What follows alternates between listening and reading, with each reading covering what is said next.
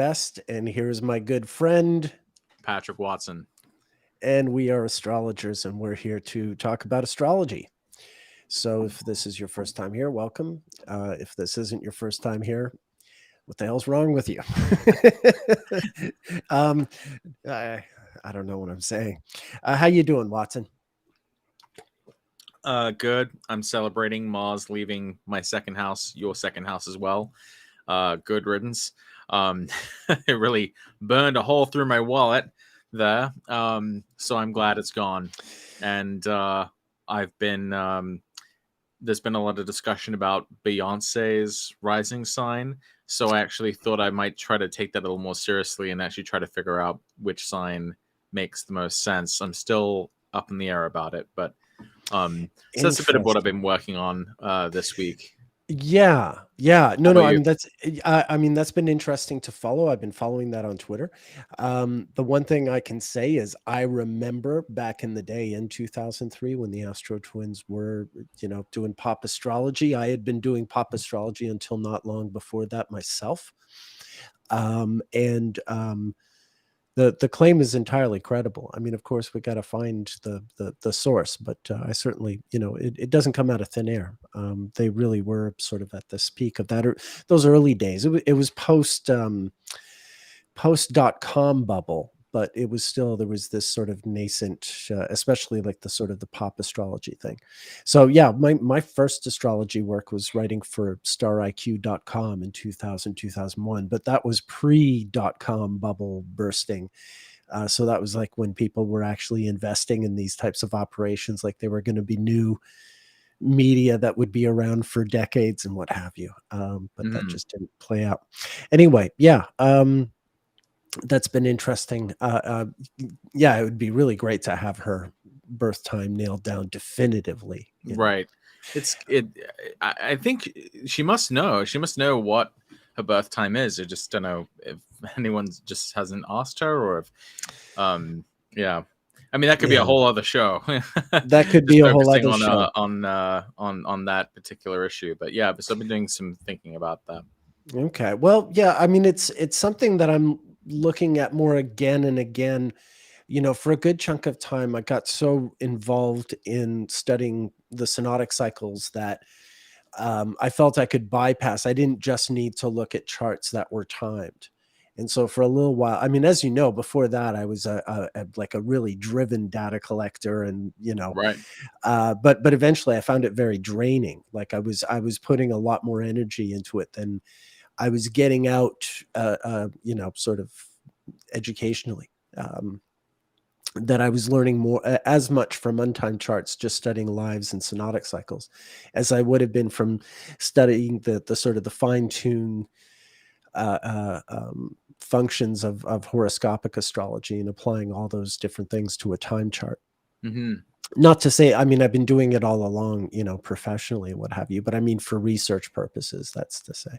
Hmm. Um, so yeah, but no, I've come sort of full circle, and I am looking a lot more at time charts and horoscopic astrology for research reasons again, which Hmm. which actually leads us to what we're looking at today, which is Mercury retrograde. Now, about a month ago or so, you and I went through the Venus retrograde transits through the 12 houses. And we were thinking of doing the same thing for Mercury, but we didn't quite come up. We haven't filled all 12 houses, have we, between us? Well, maybe, yeah. We might have like one that we haven't done. We seem to have a bit of overlap with the houses that we kind of found, but we'll I guess we can go through each one and talk about what we have, and if we come to one that we don't have anything for, then I guess we'll maybe we'll see what we can do in that moment. I think before we discuss that, it might help to maybe discuss a little bit about explain a bit about the cycle of Mercury itself and how it works, because Okay. it has a regular pattern similar to Venus, right? It does. Well, it does, but it's not. It doesn't quite like I'm still battling when it comes to Mars and Mercury, battling to come up with a perfect sort of model system like I did with the Venus synodic cycle. Hmm. But Venus is so easy. Right. Well, you honestly, you could transplant the Venus interval idea to Mercury pretty straightforwardly, because basically what you're looking at is, in a given year, you'll see 3 Mercury retrogrades that happen roughly in a trine across the zodiac. So that's where we get the idea of Mercury elemental years, that there are certain elements which are emphasized Sure. in the Mercury retrogrades that happen in that year. So you end up Mercury kind of spending more time in a particular element every year. And you'll notice, if you look at the same part of the year 1 year later, you'll notice that the Mercury retrograde happens roughly in the same part of the zodiac, but it's moved slightly on. So you have 3, in the same way that we have like 5 petals of Venus that move slowly backward through the zodiac. We have the exact same thing with Mercury, except it's 3, and those shift slowly backward through the zodiac. And it takes about 6 to 7 years for a previous Mercury retrograde to occur when the next one did, or the one before it did.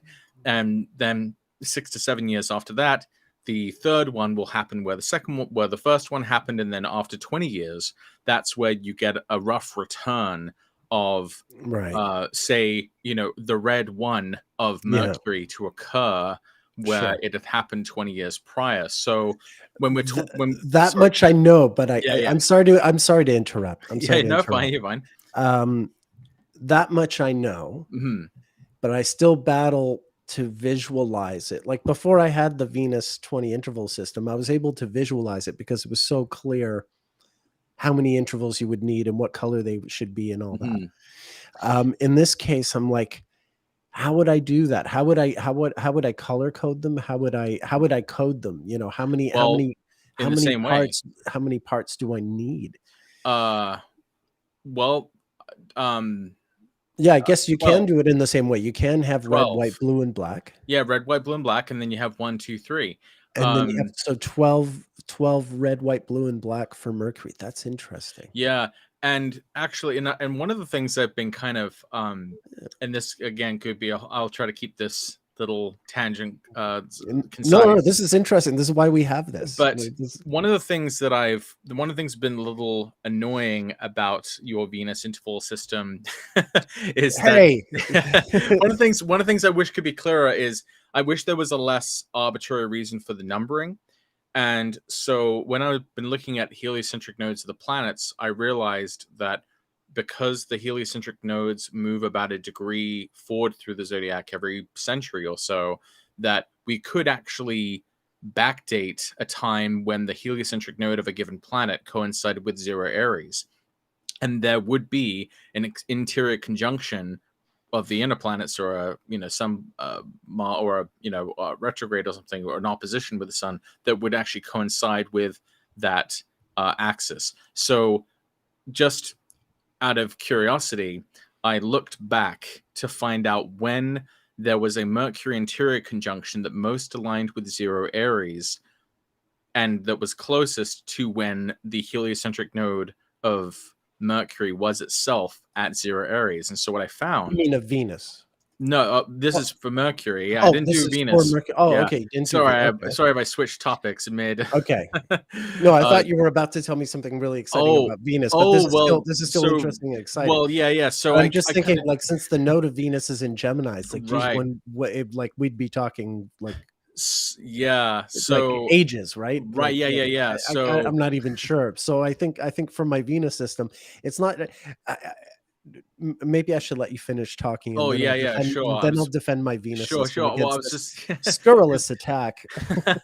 Well, because I was just gonna say, because I was able to figure this out for Mercury. I'm still trying to figure it out for Venus, but basically, I think that it would make sense if one was defined by the interior conjunction that occurs closest to the heliocentric node when it is aligned with 0 Aries, because that gives you a more sort of definitive starting point. So I could find this for Mercury.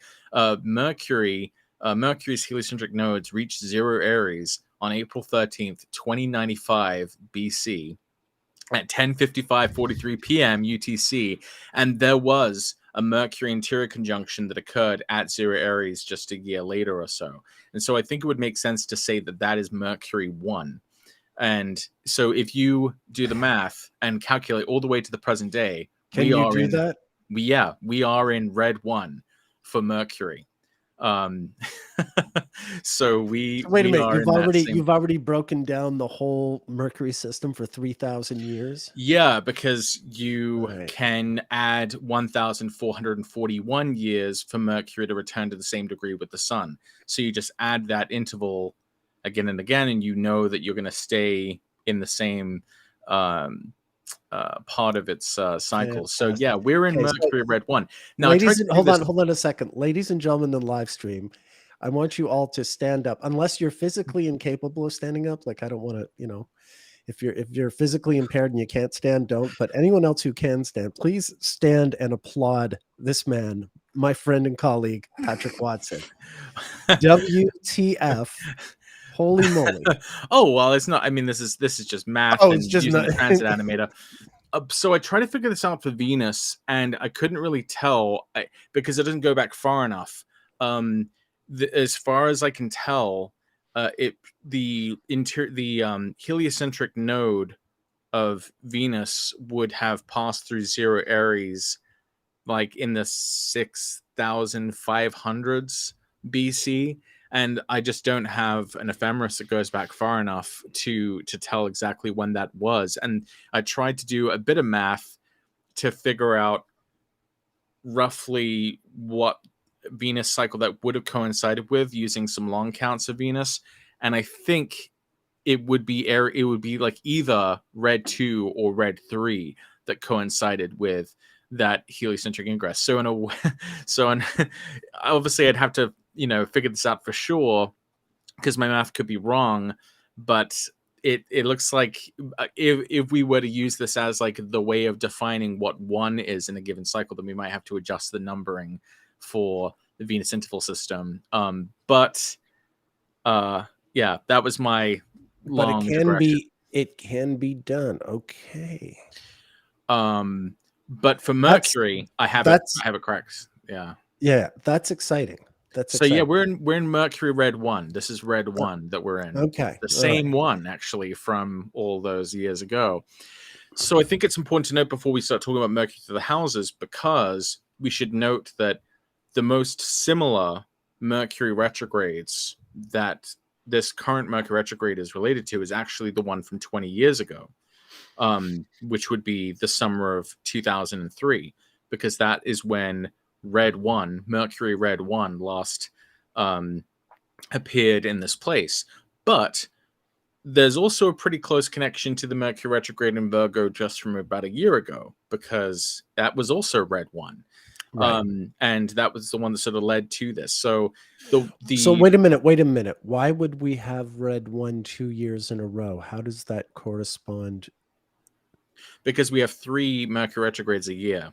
So 1 and 2 and 3 are constantly shifting. We have a 1, 2, and 3 every year.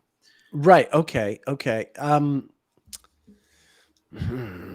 But then how would you have the red 1 in 2 consecutive years? Like when do these numbers move over? Oh, then? no. When it changes sign or no. How long is a given?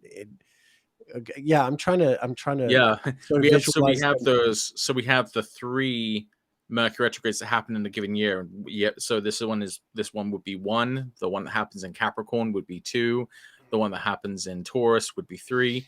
And every year, 1, 2, and 3 are shifting slowly backward through the zodiac. So 1, 2, and 3 happen every year. Then, yeah, okay, but then it becomes okay. I mean, but anyone can kind of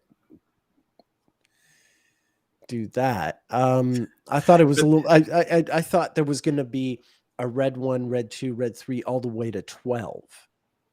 And then it repeats. Oh itself. no, I thought you were talking about subdivisions. Well, no, yeah, because okay. because how many times like for a full return?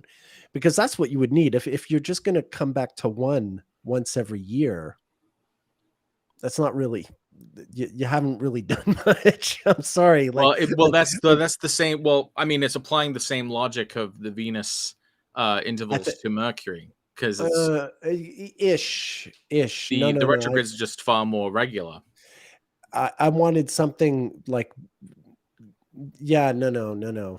I think that like 6 years you're getting a little closer. Like if it's but 3 times 6 is 18. So that would be like 18 retrogrades in a 6 year period. And then you might be at least coming closer to something that represents or really, you should have as many as you need to fill out the whole 20. Well, the 6 to 7 ends up being like when two takes the place of one, three takes the place of two. Okay. 13 to 14 I years would later go is all the when way out to three no. Okay, takes the that, place of of course, one. yeah. See, this I know, but this is why I thought it was kind of more complicated. But I think ultimately what you would want to do is you would want to have like the 20-year period and have as many numbers as you need to fit into that 20-year period. But that's what it would take in order to do it in the same fashion that really. That's the thing about the Venus cycle is it's the short one. It's 8 years. It's short and symmetrical, whereas Mercury Mhm. is 20 years. Yeah, I mean, you're right. There is a symmetry to it, more or less. There's an even greater one if you go to 79 years, Sure. where it catches up with Mars. So Right. I've been thinking about those sort of grander things with Mercury, but I realized that they would need a lot of numbers. This is why Yeah. I did. I mean, in I the was same when you way. said you had it all numbered, I was like, what? Well, no, because in the really, it's just transplanting the exact same idea, which is that the 5 retrogrades each get their own number, and in Mercury's are just much more common. There's three, and they shift backward Yeah, but with through. Venus, it's not 5 retrogrades in a year. It's 5 retrogrades in a sort of in a completion, in a cyclical completion.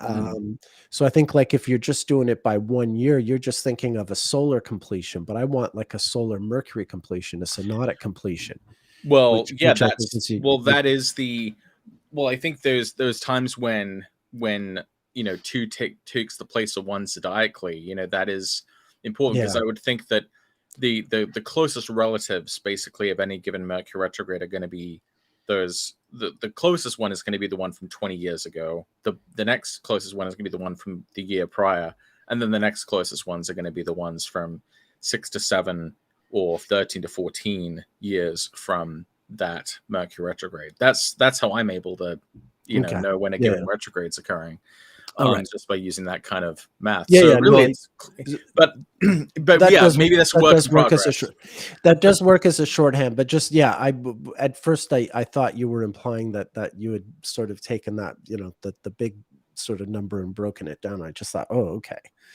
I thought that was definitely going to be an AI job or something that I'd really have to. I mean, it took me long enough to do Venus, which is just sort of like short Sure. and even and simple, and Yeah, that yeah. is so much work. So Mercury's much more yeah, finicky yeah. than Venus. It really is. It really is. I just wanted to say quickly before we move into Yeah. this. I apologize that you think the numbering of my Venus synodic map is so random and chaotic. I started off because I noticed the Venus retrograde in Aries was the one that I was really seeing a lot of early on in my studies. Mhm. So I just went with thinking of the Venus retrograde in Aries since it's in Aries, thinking of it as the number one, and then thinking of the other four retrogrades that followed as sort of numerical, following in the order that the retrogrades happened. So Scorpio's 2, Gemini's 3, And that works for Capricorn's this 4, era. and Leo is 5. And that works perfectly for this era. Right. That's fine. I Right. think it's very But the whole useful. idea, sorry to interrupt, but the Sorry, whole sorry. idea for just giving them letters and numbers is, really I do want to be studying them, going back thousands of years if possible, certainly hundreds of years. And so to really not allow them to become a full zodiac where you're attributing more qualities to them than they deserve, but rather just sort of identifying them like you do with if you're out there tagging sharks to track their migration, it doesn't matter which shark got the number one tag and the Mhm. number which shark got the number two tag. You just you want to make sure you're tracing them in some Right. kind of way that you can. So that was the logic behind Mhm. it. So Yeah. it's not really supposed to matter where the one or the A is. Sure. I just figured I just was hoping there would be some sort of kind of natural sort of starting point. And the I only do one I can like really that. think of Yeah. is yeah, when the Venus's heliocentric node is at 0 Aries, because then you would get a inferior conjunction occurring at 0 Aries, which would mean that you'd get that perfect S shape in the loop, Okay. and the middle of that loop would be 0 Aries. Yeah, this someone's commenting that it's kind of like with the Saros series. Yeah, we're looking at cycles. We're looking at repeating cycles. So in that sense, it certainly is true. So to me, that would be a cool beginning point. I just I need an Well, ephemeris to no, figure out exactly yeah, where yeah. that is. I mean, I'm down with it. I would love to have a Mercury model, Mhm. and by all means, let's assign it its number because of where the node was back in 2900 BC. Well, it just Back when the it Olmec anchors. heads were being planted in Mexico and everyone else was hunting, It just gathering. anchors the whole thing, in this particular sort of I, intersection. Gives us kind I of a like starting point of I like sorts. the principle. I like the principle. Yeah, All right. So, shall we talk about some charts? Shall we talk sure. about some people? Did you want to start? Sure. Should we start with like first house examples? Sure. Sure. Okay. I've got some Um, first house ones too, but let's go with you. okay. So to research this, I basically just tried to remind myself like what news stories were kind of going on at the time, and like who was kind of part of the conversation, because Mercury retrogrades, when they happen, usually they involve the people who the people whose stories come forward. They usually are having them happen maybe in angular houses, especially around the ascendant or the midheaven. So one example I thought was kind of interesting was we actually have the timed chart for Gretchen Carlson, and she was born with Virgo rising. She was born.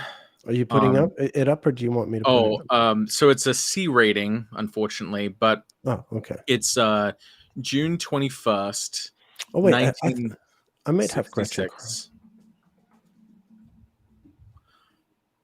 It's June 21st, 1966, in Anoka, Minnesota, at noon. And this is an approximate time that comes from Susan Miller, who read her chart on some news show back in the early 2000s, saying you have Virgo rising. So what happened to Gretchen Carlson during a Mercury retrograde in Virgo is that this is when the news was announced. This was in September of 2016. She actually, in her biography, she writes about this date. She starts the book off writing about this date, this day after Labor Day of 2016, which is when the news was announced that Fox News was going to settle her lawsuit. Okay, you know what? Just give me a minute. Sure. I needed a minute to get her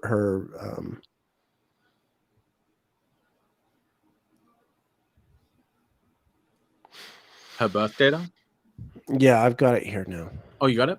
Yeah. Just a moment. I'm going to put a Sure. chart up.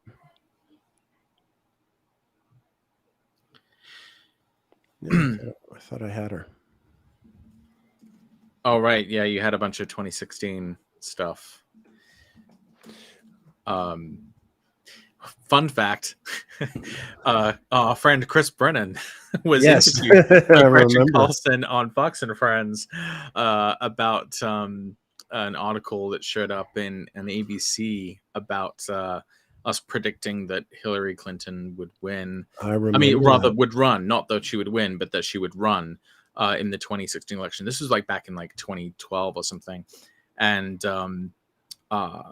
so yeah, there's a clip of Gretchen Carlson interviewing Chris Brennan about his prediction about zodiacal releasing. Yeah, it was so surreal. Really, it was like, what? It was really weird, and Fox News did not keep that clip up. They kind of buried that because Chris kind of made her look a little foolish. Because she kept trying to trip him up, and he responded just in a very Chris Brennan way. And like there was actually one particular question where she asked him something like, "Oh, do you only use astrology, or do you use things like the economy, to predict elections?" And Chris just very sort of dryly says something like, "Well, I'm not an economist, so I don't know anything about that, and that's not what I use. I'm an astrologer. I use astrology. It was very, very funny. So here she is. This is her birth chart. What's the transit we're looking at? So if anyone wants to find that clip, someone said they need to find this clip. I think there's still a link on some defunct website. You might have to do some digging on Internet Archive, but yeah, that clip does exist and it's pretty hilarious. So, the day after Labor Day, this What year? was 2016.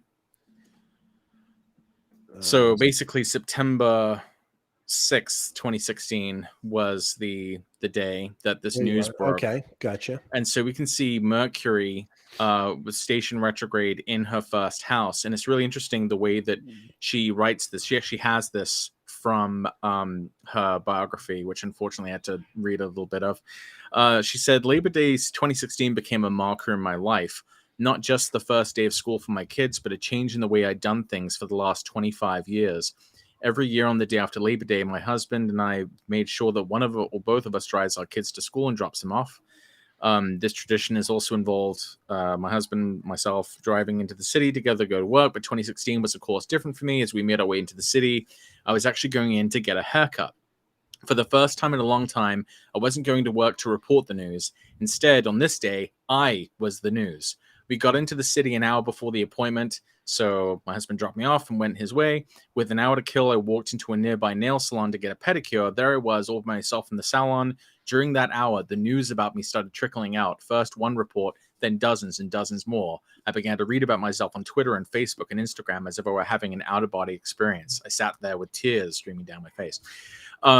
So this was the result. This was basically the announcement of when Fox News was settling her lawsuit for millions of dollars for her sexual abuse allegations. And she had actually initiated that lawsuit within 1 week of Mars stationing direct in Scorpio, which was her ruler and sign of that year. And the lawsuit itself was initiated on July 6, 2016, which was the day of the previous Sun-Mercury exterior conjunction before this retrograde. So this is when this really broke out for her. And we can also see that Jupiter, obviously going through her first house, granted her a victory, and she also received an impressive payday from this. And we can see that on that day in 2016, the day the news broke, Jupiter was about to enter her second house. She got this pretty big payout. So, for her, it was in some ways, justice was kind of not served, but the claims were not fully litigated, but there was ultimately a settlement. So yeah, what I find interesting, she was in a Scorpio perfection year, starting with her birthday, which is about just shy of a month before she first filed the suit. And that had been this Mars retrograde going from Sagittarius back into Scorpio, and this Mars stationed direct very close to her south node not long before she filed the suit. And then by the time of September 6th, when she got word, this period that she's talking about in her book, Mars has gone back into Sagittarius, is now exactly opposite the natal Mars, which of course is Lord of the Year because she's in a Scorpio perfection year. So just to get back to you saying that this is a C source birth time, it comes from Susan Miller read her chart, I think on television, and said, Gretchen, you're Virgo rising. Yeah. So she would have had the data. We don't know the time. That's why it's set for noon sharp.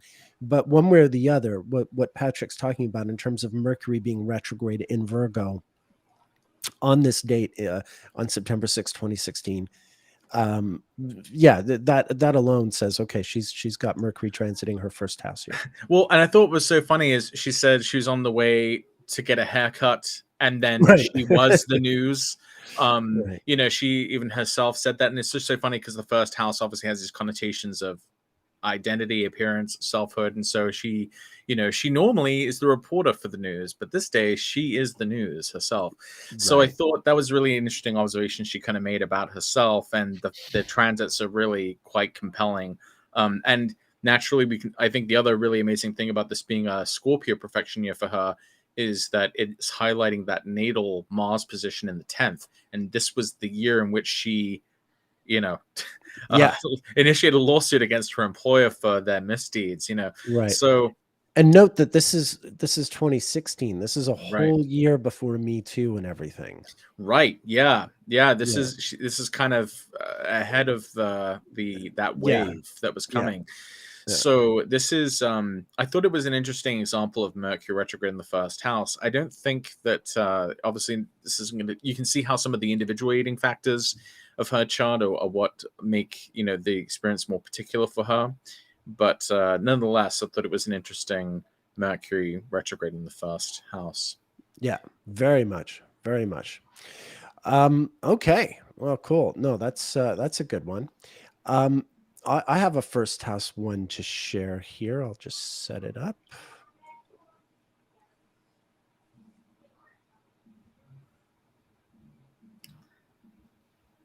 Okay. Yeah. Conan O'Brien, who is a Virgo rising. And on this date, this is when he was hosting the Tonight Show before Jay Leno went and took it away from him.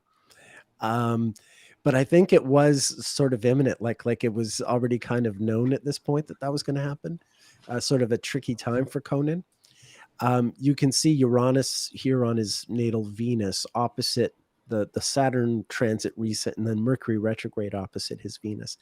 And yeah, Mercury retrograde opposite the Venus. I remember I was watching the night this happened. He hit his head.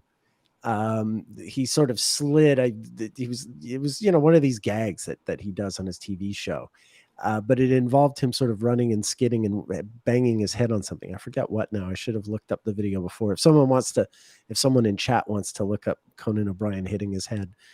Wow. So first house, body, physicality, Mercury, Saturn, kind of an unfortunate accident, something that's supposed to be funny, suddenly cut short. Like that kind of combination is very reminiscent of like a record scratch sound, Well, like, that's wait a just second, this is not a joke. He just hit his head. He's actually in pain. Yeah, it just kind of shut down the whole show. Like this, Yeah. it's hard enough. Like his whole job is to like keep people, Right. laughing and entertained and keep it pretty, not necessarily light. His show's kind of edgy, but definitely keep it. He's a very he's a very active guy. Yeah, His comedy is very high high octane. Yeah, high octane. It's very he's a very combustible sort of person, it seems. A lot of energy. Right. Typical for an Aries, I guess. Yeah. So that's kind of, that's one type of Mercury retrograde in the first house type thing. Mm-hmm. There are some other ones. Let me see here. Let me set this one up. I should have had them. This won't take long. Now, most of our examples are involving Mercury retrograde specifically in Virgo, right? Yeah. Although I have some that aren't. Mm-hmm. I remember a Mercury retrograde in my first house that's always stuck with me because of how kind of literal it was for myself, and I was kind of aware of it at the time as well. I don't even know if I should go into detail about it, but suffice it to say, Mercury was going retrograde over my ascendant, and I was in a real state of indecision. I was really racked out. I was really racked by this decision of going back and forth over what exactly to do. And I thought that was just so interesting because Mercury is that planet of suspense and being kind of indeterminate or unsure or uncertain. And so, I wasn't really able to fully make a decision about this thing until Mercury had stationed direct in my first house. And I was able to kind of finally proceed forward at that point. But the retrograde was this period of like indecision and going back and forth over a particular choice. So I didn't know if you've ever experienced that yourself with Leo rising and Mercury retrogrades. Yeah, I don't agonize over choices that much. Maybe more so now, but usually I am a Libra, I guess. Right? Yeah, exactly. I'm a leap now and figure it out later. Think it through after the fact. kind of guy, unfortunately. Ironic for an astrologer to say. Hence my need for the kind of crutch that astrology provides. Let's put it that way. Okay. This was another first house one that I wanted to show. This guy's got a few good Mercury retrogrades. So this is actually the one I was talking about for myself. Oh, okay. Okay. The same. Yeah. The same So, transit. There you yeah. go. Well, I already had this queued up when you started talking about it. That's funny. Yeah. So this is a fine Mercury retrograde chart. All that President Bush did on August 2nd, 2005 was fly to Crawford to begin his vacation. And it was fine. It was, Oh yeah, nothing would have happened. No, surely. nothing happened that first week, and then nothing happened the second week, and even the third week, nothing happened. And then the fourth week, Hurricane Katrina hit, and he was still on vacation. By that point, the Mercury retrograde was over, mind you, but you can see how, like, there are some instances. I mean, you can see where Mercury is. You can see, first of all, this is the day that the sun is transiting over his natal Mercury, just for starters. And then Mercury itself is retrograde in his first house, certainly headed towards his ascendant and beyond. And of course, Saturn is now in Leo. Saturn ingressed into Leo that summer. So we're getting the beginning of that, Saturn in the first house vibe, which was a deal for me. There was a sense of foreboding, I guess you could say, about this Mercury retrograde. Yeah, this trip wouldn't work out in the end. Exactly. Somehow be circumspect. For this period for me was when I was starting to get hints that I was having a serious health problem, even though it would take 2 years before it really like smacked me over. This was the summer that it started to surface, and I had to start wondering if I had a problem.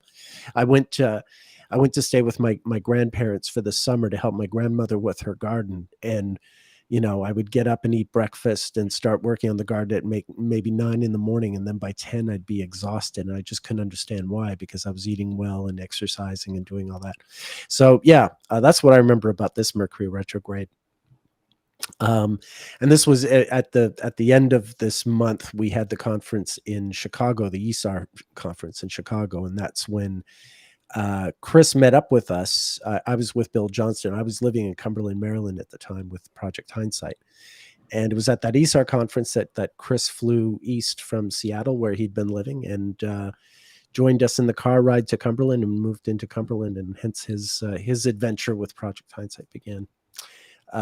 Same time that Katrina was happening. I remember that very clearly. Anyway, I just wanted to show this. How the sort of the long-term effects of a Mercury retrograde transit can, sort of carry over beyond the actual retrograde period. They're not always just sort of resolved. Some of them can sort of anticipate problems down the road. There are some other equally hilarious George W. Bush Mercury retrogrades that maybe I'll cover. Oh my gosh. Well, there's one of the most famous Mercury retrogrades in his 10th, right? Yes, that's the one I'm about to go to. Yeah, this is the classic, the favorites here. Mercury retrograde in George Bush's 10th, when he declared mission accomplished 2 months into the Iraq War. Note, it was also a recurrence transfer for him with the Sun and Jupiter. So talk about overconfidence, right? With right. Jupiter on his ascendant. Yeah. And Jupiter on his ascendant. Yeah, you're absolutely right. The Sun square Jupiter, just like he has it in his natal chart. And then, of course, there's transiting Mars there, which would be going retrograde in Pisces later in the summer. Right. Very rare Mars retrograde in Pisces. In fact, it would go retrograde directly opposite his natal Mars in Virgo. Yes. This is your classic. There's Mercury retrograde in the 10th house, and mission accomplished. It's probably the unfortunate phrase that just means the exact opposite of what it does. I gotta say, Bush has some hilarious Mercury retrograde isms. I've got another one. Did you get the more recent one? No, I was just going to show one more of these, and then I'll let you get to your anecdote. This is 2001. This is when George W. Bush first met Vladimir Putin. and looked into his soul. Oh, oh God. Do you remember that? Yeah, I do Yeah. remember that, unfortunately. Yeah. I got a sense of his soul. Anyway, so yeah, and that's Mercury retrograde in his 11th house. So way to go, George. There was a Mercury retrograde not too long ago where Bush was speaking at some event, and he said the decision of one man to launch a wholly unjustified brutal yes. invasion of Iraq. I mean of Ukraine. Yes, of course. Yeah. That was on May 18th, 2022 last year. That was during that Mercury retrograde. Oh, that's so funny. During a 10th house one as well in Taurus? It was May Was it in Taurus? 18th. May. Yeah, I guess it would have been. Most likely. May 18th, 2022. Mercury was retrograde at 2 degrees Gemini on that day. Oh, okay. So moving into his 10th from his 11th. His 11th. But yeah, he was All right. in front of this group, the George W. Bush Institute. Okay. So that's his own institute. Yeah. Mercury had been retrograde in the 11th when he said that thing about looking into Putin's soul. So going from that into mission accomplished. Yeah. He's just, he's got the good ones. Funny, looking at Trump, there weren't a lot of them that jumped out. At least not political things. Like I think that the second debate began as Mercury was going retrograde. That was in 2015, like September of 2015. But I haven't really got a big sense of it. The place that I do have the sense of him and Mercury retrogrades, I'll just show you two quick ones here, just to get them out of the way.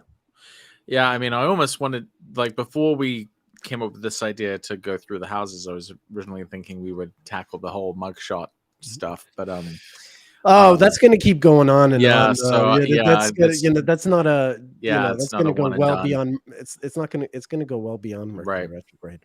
We'll be coming back to him a whole bunch as it is. So I thought since we're in the middle of Mercury retrograde, we would just tackle these here. Yeah. So the first one I've got is when it's retrograde in his 12th. This is when he has his affair with Stormy Daniels. Oh no. I do have. I do have. We could go the other way. But like I have a 12th house one. Well, here let me just show you the other Donald Trump one I have.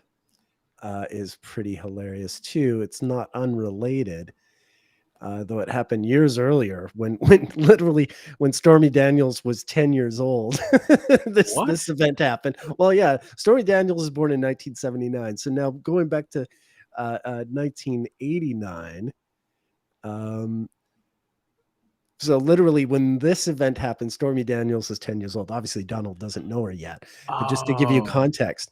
So keep in mind, this is Mercury is stationing retrograde at 25 Taurus opposite. See, I always associated this more with Venus retrograde in the 7th. As do I. But it's really interesting to watch the two of them together because I think there's obviously something to that.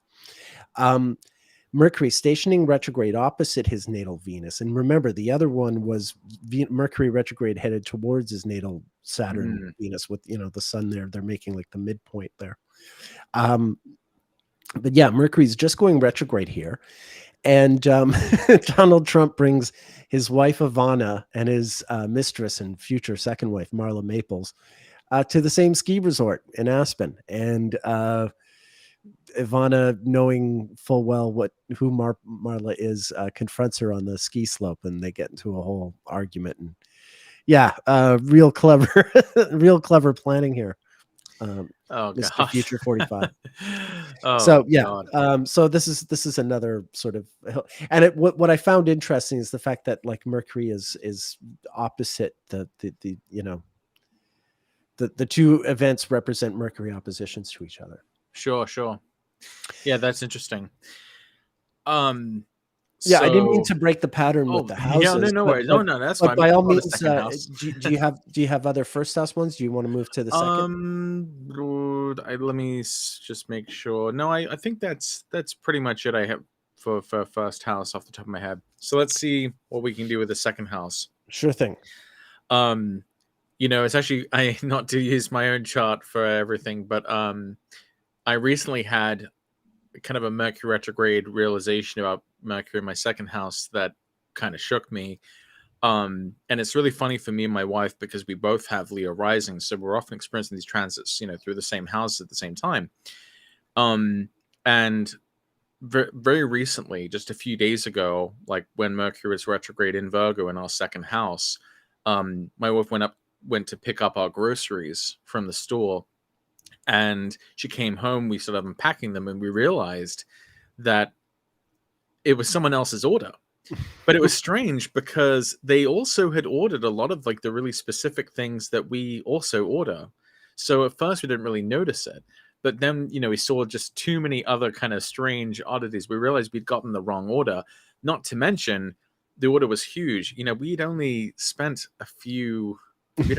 like it was like a small order, and this is like a really, really large order. This is like $300 worth of groceries that we kind of got for free, and like we'd already like put half of them away, like, and we figured that the other person would still get their groceries, so the grocery store would be the main loser in this situation. But it was so weird that we actually had a Mercury retrograde thing kind of work out sort of in our favor, because it reminded me of a previous time a few years ago where we had bought about $300 worth of groceries, and I put them away in my fridge, in my freezer, and I'd accidentally left the door open overnight, and so it spoiled all of the groceries. So we lost $300 worth of groceries. I actually posted about it on Facebook, so I looked up the date of when that happened, and it was August 30th, 2016, when Mercury had stationed retrograde in my second house. So we had Mercury retrograde station in our second house in 2016, and we lost $300 worth of groceries. And then Mercury stations retrograde in our second house again, and we gain $300 worth of groceries. Even Steven. Like Even Mercury kind Steven. of, I don't know, was holding on to that transaction. We had like a tab on our bill, and it finally gonna got paid off in this Mercury retrograde. But I thought that was really weird because obviously, as you know, the second house is to do with money and possessions and stuff. So for us, it like was pretty literal. It's about food, groceries, money, survival.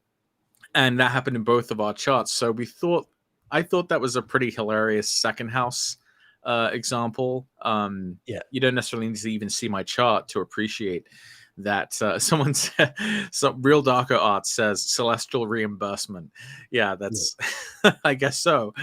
It is a kind of a Mercury reimbursement. I have one other actually quick first house perfection, Mercury retrograde transit rather. Would that be okay if I show you one more? Yeah, sure. It's just it's a good sort of counterbalance because we showed sort of silly ones or people doing silly things, but I think this is one that sort of is more thought provoking because it doesn't necessarily make sense on its first. Obama's first inauguration in 2009. This was Mercury retrograde in his first house, but you can see like conjunct the sun and on his Jupiter. This is the inauguration of the United States' first Black president. There's no getting around this. I mean, I'm sure you remember the speech, everything. There's there's some really interesting there's some really interesting things about this transit that make a lot of sense. So first of all, he announced his run for president originally on, I believe it was February 10th, 2007, which was when the moon was at like 27 or 28 degrees of Scorpio. And so you can see that that's the degree of his MC. And at the exact time he was inaugurated president, there's the moon again, right on his MC. So I thought, okay, we're working with the right chart here. But the interesting thing about the Mercury retrograde in his first house is the fact that there's often a connection between the Mercury retrograde that happens a year prior and the Mercury retrograde that happens next year, especially when they share some common degrees in the same sign. And so what had happened the year prior in this time was the February 2008 primary contest, that was during the time of the so-called Super Tuesday vote, which was when the calculus really shifted in favor of Obama. That was really when Hillary, that was really effectively when Hillary lost the primary race in 2000 for the 2008 election, because that was when Obama made this really impressive showing. And that was also at the time of a solar eclipse in Aquarius, Right. in early 2008.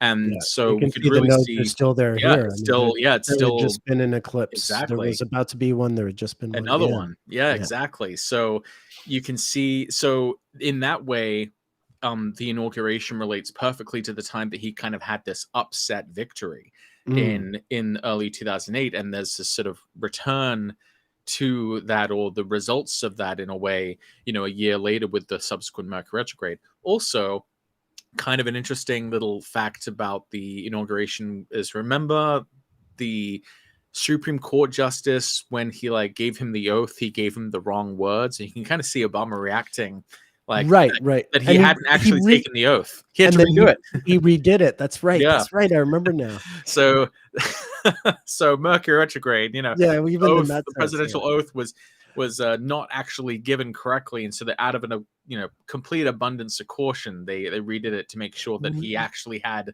said the magic Right. words. Which was absurd, because legally speaking, he's president even if he Yeah, doesn't take the oath, right. right? I mean, he's president, period, as of noon.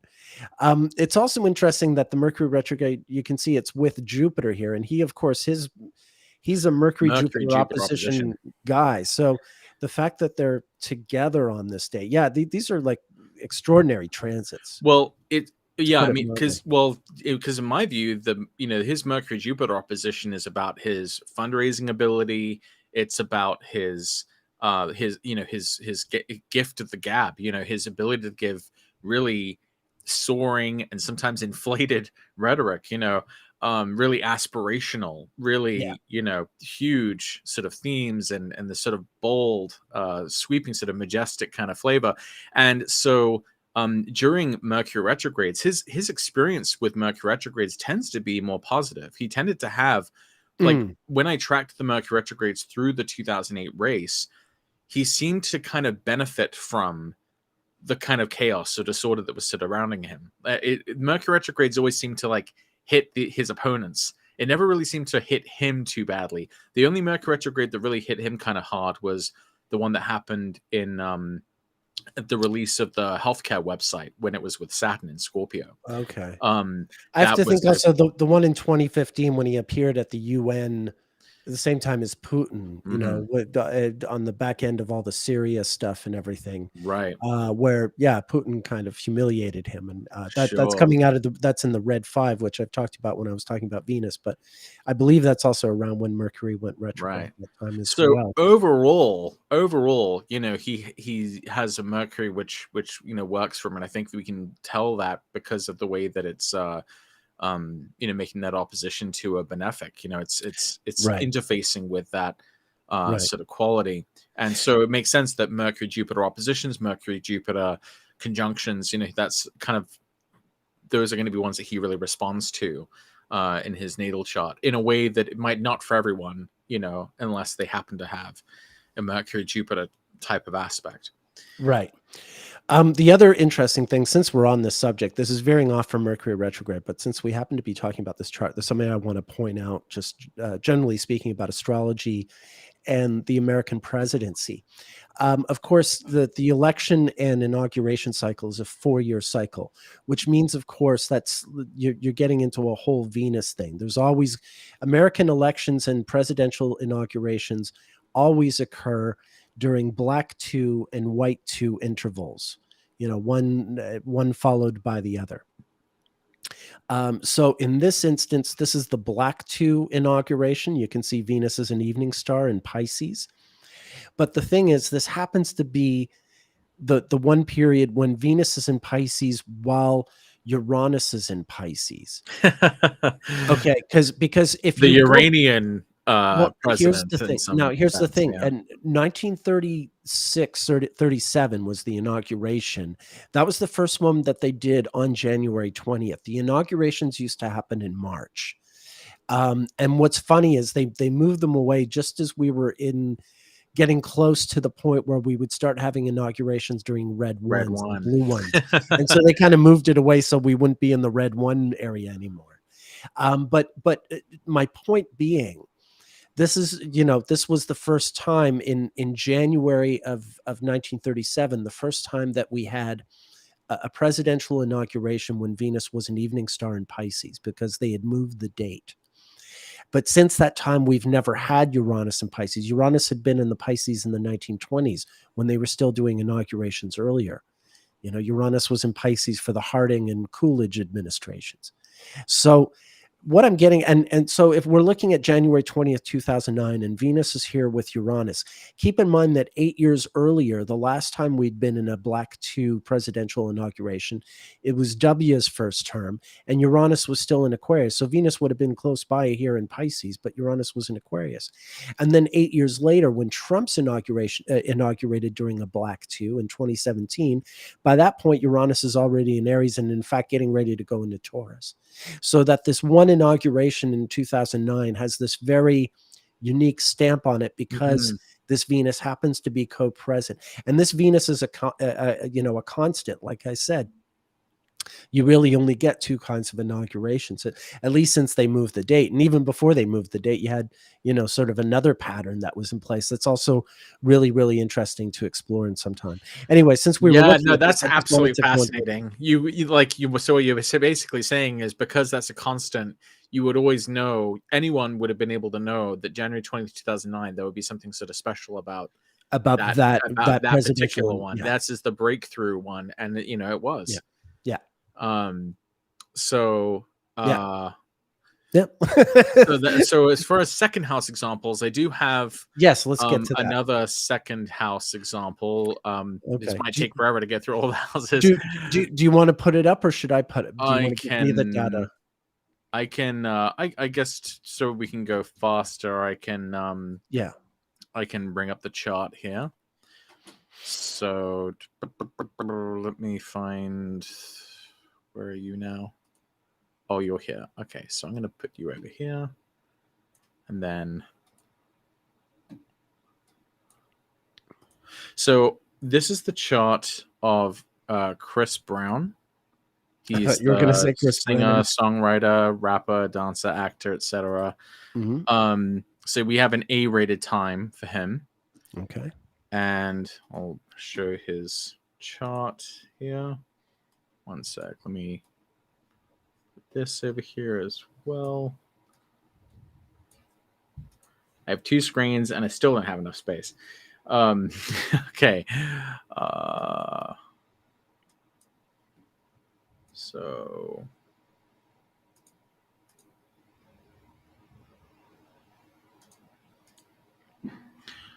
okay.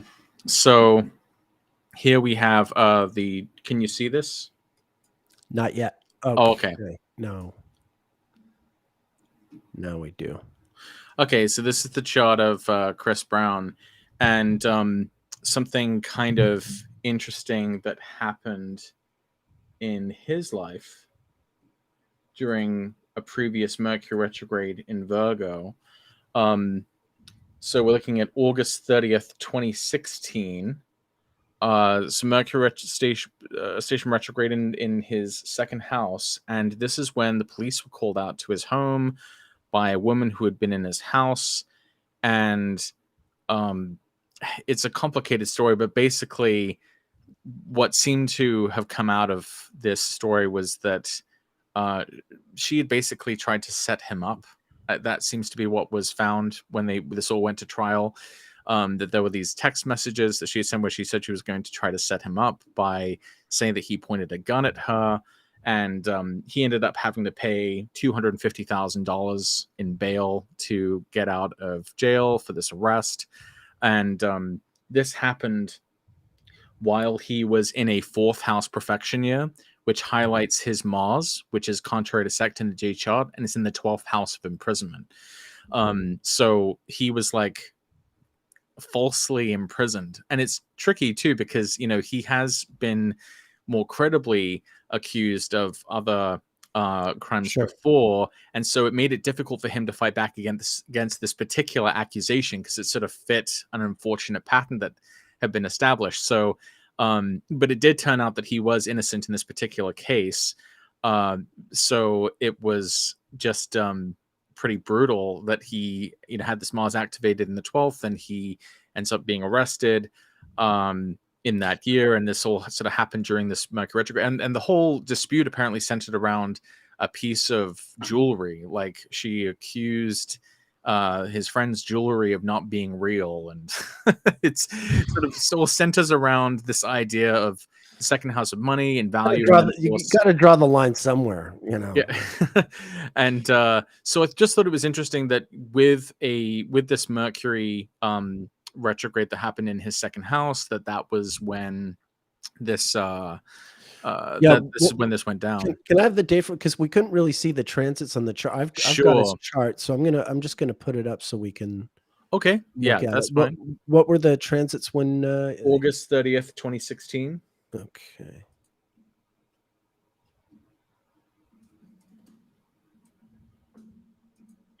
There we are.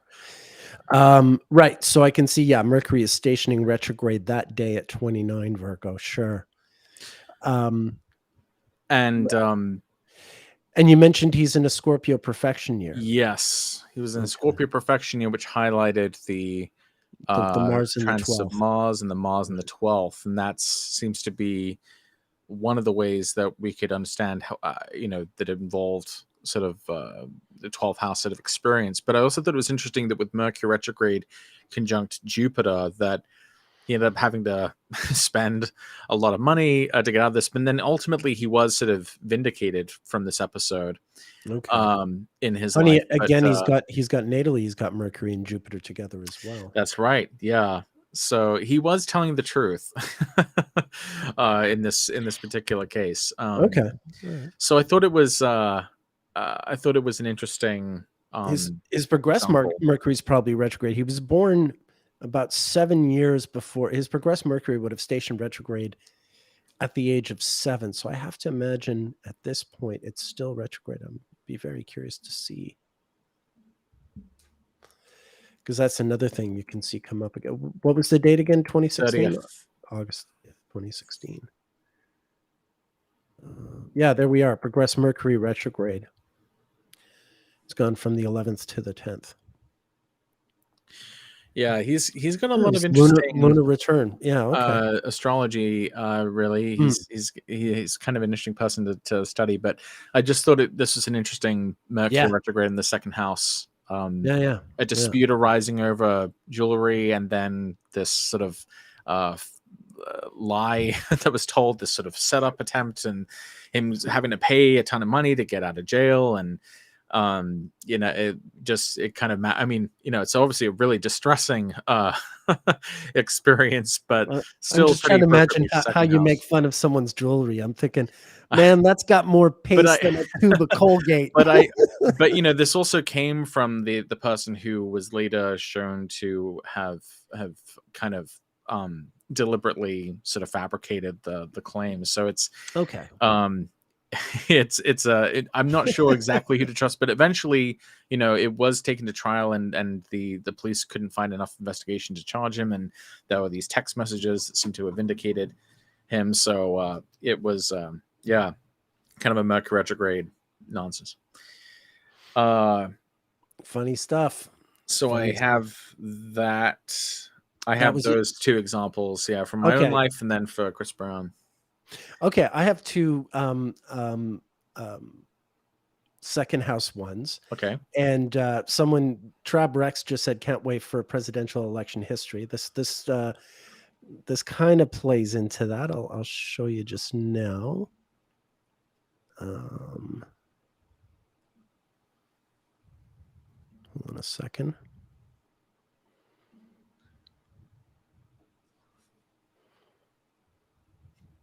Sorry.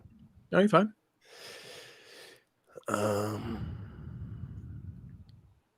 Okay, here's one.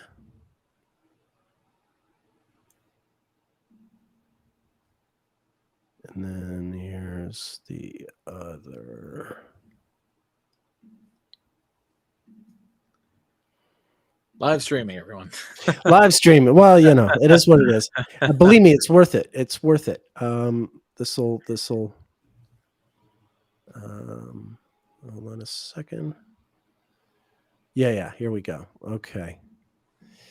This is kind of a beautiful one because it throws in a puzzle. It throws in a puzzle, and it's presidential.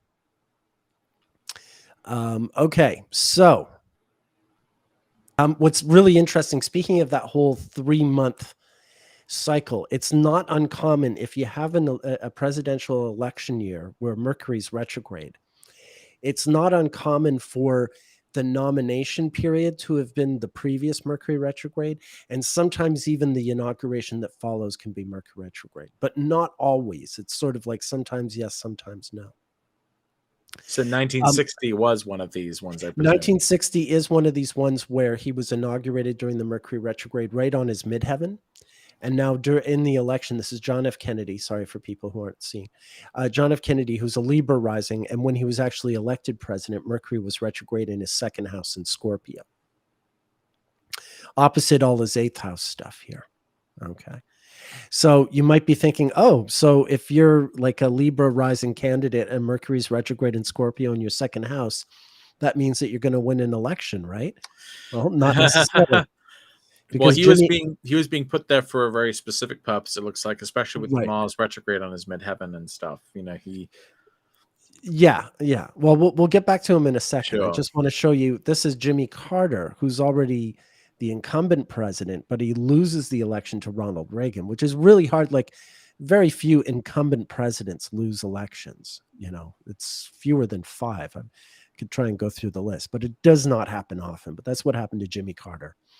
And he's a Libra rising, and Mercury is retrograde in Scorpio when he loses to Ronald Reagan. And like when it comes to since the election is Mercury retrograde in Scorpio, the nomination for candidacy retrograde typically happens in Cancer, and that was the case for like Kennedy, in the sense that Kennedy was nominated when Mercury was retrograde on his midheaven. This is a few months before he's elected when it's down here. But in Carter's case, Carter was already incumbent. He did have to fight off Ted Kennedy. Where's my Carter here? He did have to fight off Ted Kennedy, but when he had Mercury go retrograde on his midheaven, that's when Reagan was nominated. And so there's a little bit, whereas Carter's really, he's the incumbent. He just has to fight off Ted Kennedy. So there's an interesting twist in this, in terms of getting a sense of like, maybe it's the fact that Saturn was on Carter's natal Mercury, for instance, that causes some problems, as opposed to Kennedy. He's got the moon there, but Saturn doesn't happen. Saturn's not anywhere near there. North node on the moon. I would also think it's kind of interesting because any given Mercury retrograde in Scorpio is going to be happening close to the heliocentric south node of Mercury. So it's going to be so it's going to look more like a perfect S going south. So I think it's kind of interesting to think that, for Carter, he was the incumbent president represented by the sun. So maybe the challenger, was, Reagan, being that Mercury crossing down the sun. It's hard to imagine how that works for 1960 because, well, I guess in a similar way, even though he wasn't an incumbent, Nixon was a former vice president. Yeah, he was. He was considered the heir apparent. So you had another sort of similar dressing down of the sun by Mercury heading south in Scorpio. So I wonder if that's maybe a common theme to Mercury retrogrades and Scorpio elections, that it sort of represents the challenger sort of taking down the sun or something like that. That would be a really interesting thing to follow. Keep in mind, coming back to that Mars on Kennedy's midheaven when he's elected, this Mars is about to go retrograde. Right. Keep in mind. So that's also interesting in itself. If I look at how many days, Mars was 11 days away from going retrograde. Bay of Pigs will be 4 months later when Venus goes retrograde in Aries. Okay. But this is, yeah, and Bay of Pigs occurs not too long after Mars finally does go direct in February. But the Bay of Pigs is like April, so it's more like the Venus retrograde. But yeah, this Mars on his midheaven. I mean, look, this is a president who's going to be shot before this term is over. Let's not mince words. Right. So that like for instance, I was looking at that, yeah, not everyone has Mars going retrograde on the midheaven when they're inaugurated president. You do once in a while get that Mars retrograde there. In 92, when Clinton was elected, Mars was also going retrograde in Cancer, and Clinton is a Libra rising. So nominations that occur during a Mercury retrograde and people who are elected during Mercury retrogrades, like there's something about their tenures potentially that are going to have that sort of mercurial quality of being unstable or erratic or unmoored or less fixed. Like there's some sort of question mark, about how solidly those things will stay and how what their sort of staying power is or something. Is that kind of the implication? Something anticipatory. Yeah. Interesting. I mean, that's what an inauguration chart is. You're beginning the term. And so it's an inception chart, and therefore you look at it with that context. That's interesting then for Obama, because his inauguration was during the Mercury retrograde, but the election took place after the Mercury retrograde in October. Interestingly, in October 2008, he had 3 debates with John McCain.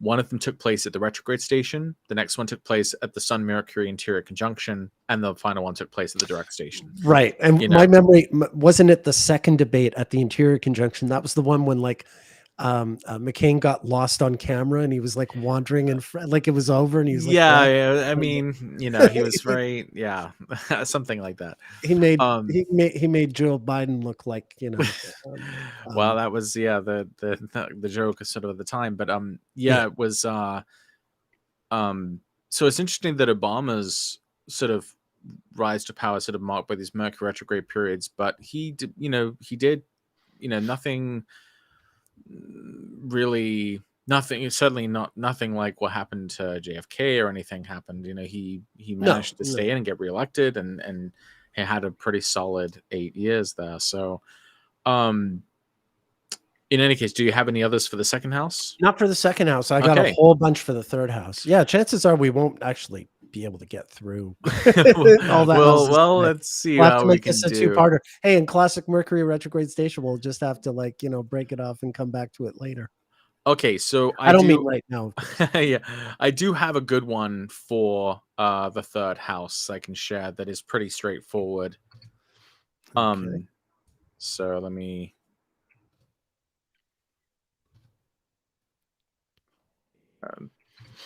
Okay.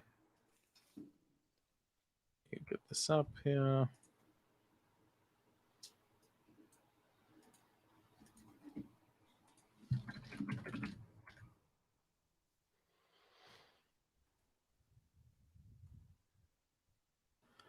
Alrighty.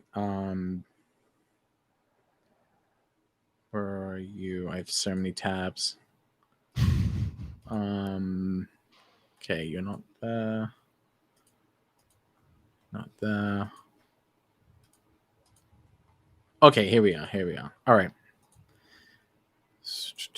Okay. Can you see this? I can. Okay.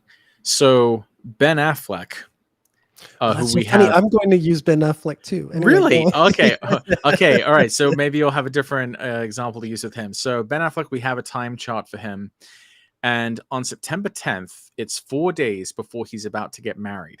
This is the one Jennifer I have. Lopez. This is so really? Oh, you got this one too. Yeah, that's fine. Keep going. Oh, wait. Well, I also have this on my list.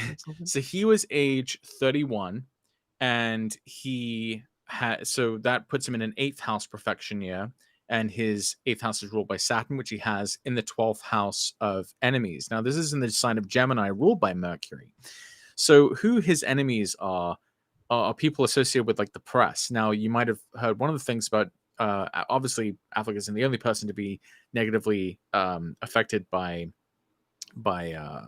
press and paparazzi, but he's actually been at the forefront of like laws passed to protect like the children of celebrities and their privacy. So this is like a really kind of big deal to him.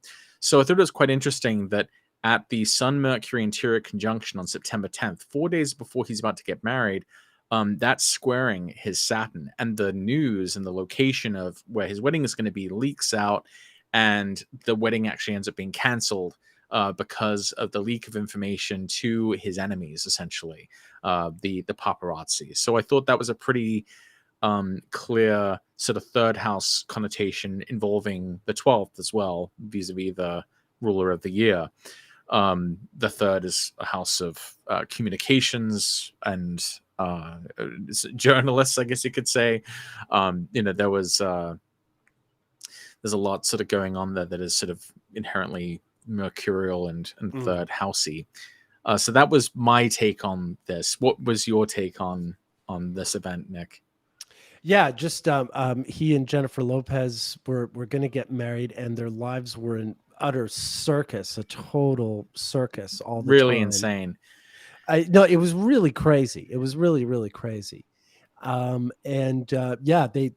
what's funny to me, because of the Mercury retrograde, they break up their engagement, but then much later, I mean, aren't they married now? Or they're married now. They're married like 19 years later. Like decades later. Yeah, exactly.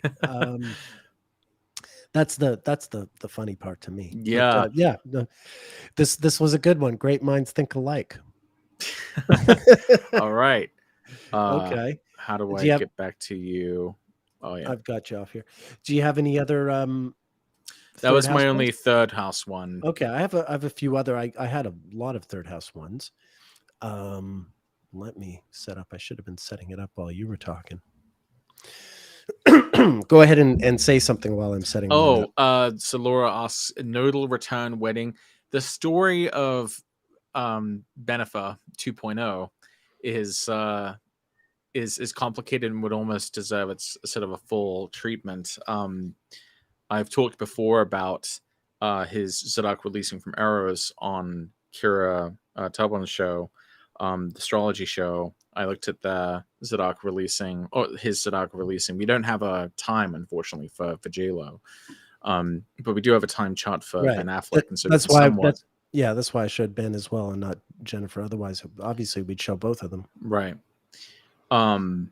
I imagine it hit her chart in some way. Maybe it's the 7th house or something.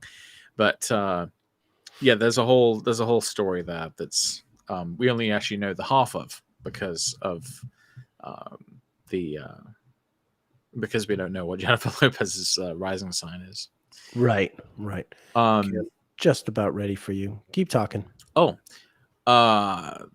So yeah, could it be a nodal return? Yeah, it's possible. Whenever you hear 19 years, that's a pretty good clue that you might be talking about an eclipse type phenomenon. I'm almost a little annoyed though that they weren't getting married now, because then it would be like a perfect sort of Mercury return of 20 years since the engagement was originally called off.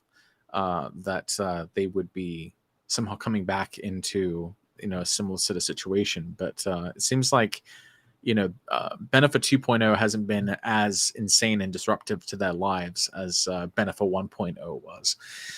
So no, I think they, I mean, it's not their first rodeo, and eventually you learn how to get your best foot in front of that kind of problem. Sure. They were so young and inexperienced at the time. It's funny. I was just watching Chasing Amy again yesterday. It was the first time ever I can remember seeing Ben Affleck in a movie. Maybe I'd seen him in Dazed and Confused, but I hadn't really noticed him. Anyway, good movie. It reminds me of New York, where I had just moved and the movie takes place in all these places I was actually hanging out in. Okay, so this is Cameron Diaz. So this is another injury. For some reason, I'm coming up with a lot of injuries today. Cameron Diaz was surfing, and she injured her nose. Something else that happened during this Mercury retrograde was she got a settlement paid by someone who had been blackmailing her, or a conviction rather against someone who had been blackmailing her. So it was kind of like a lot of things coming up at once. But yeah, Mercury retrograde, and she injured her nose while surfing. And of course, this is at the height of her fame. So her nose is actually worth a lot of money, if you know what I mean. Like if you live, she's at the peak of her career where she's basically, she's being voted the most beautiful woman in the world and this and that. And so like if something happens to your nose, it's kind of it's even more serious than for us regular or below regular Right. sub-regular looking people, because it's her bread and butter.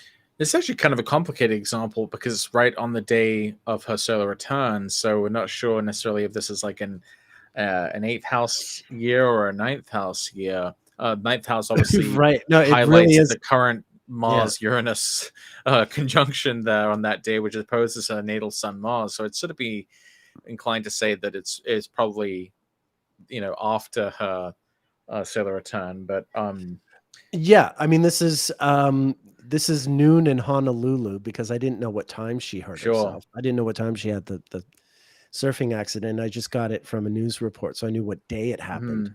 Mhm. But yeah, I mean, she could have gone surfing in the morning, in which case it would have Sure. been before her solar return, or she went surfing in the afternoon, and people do both those things.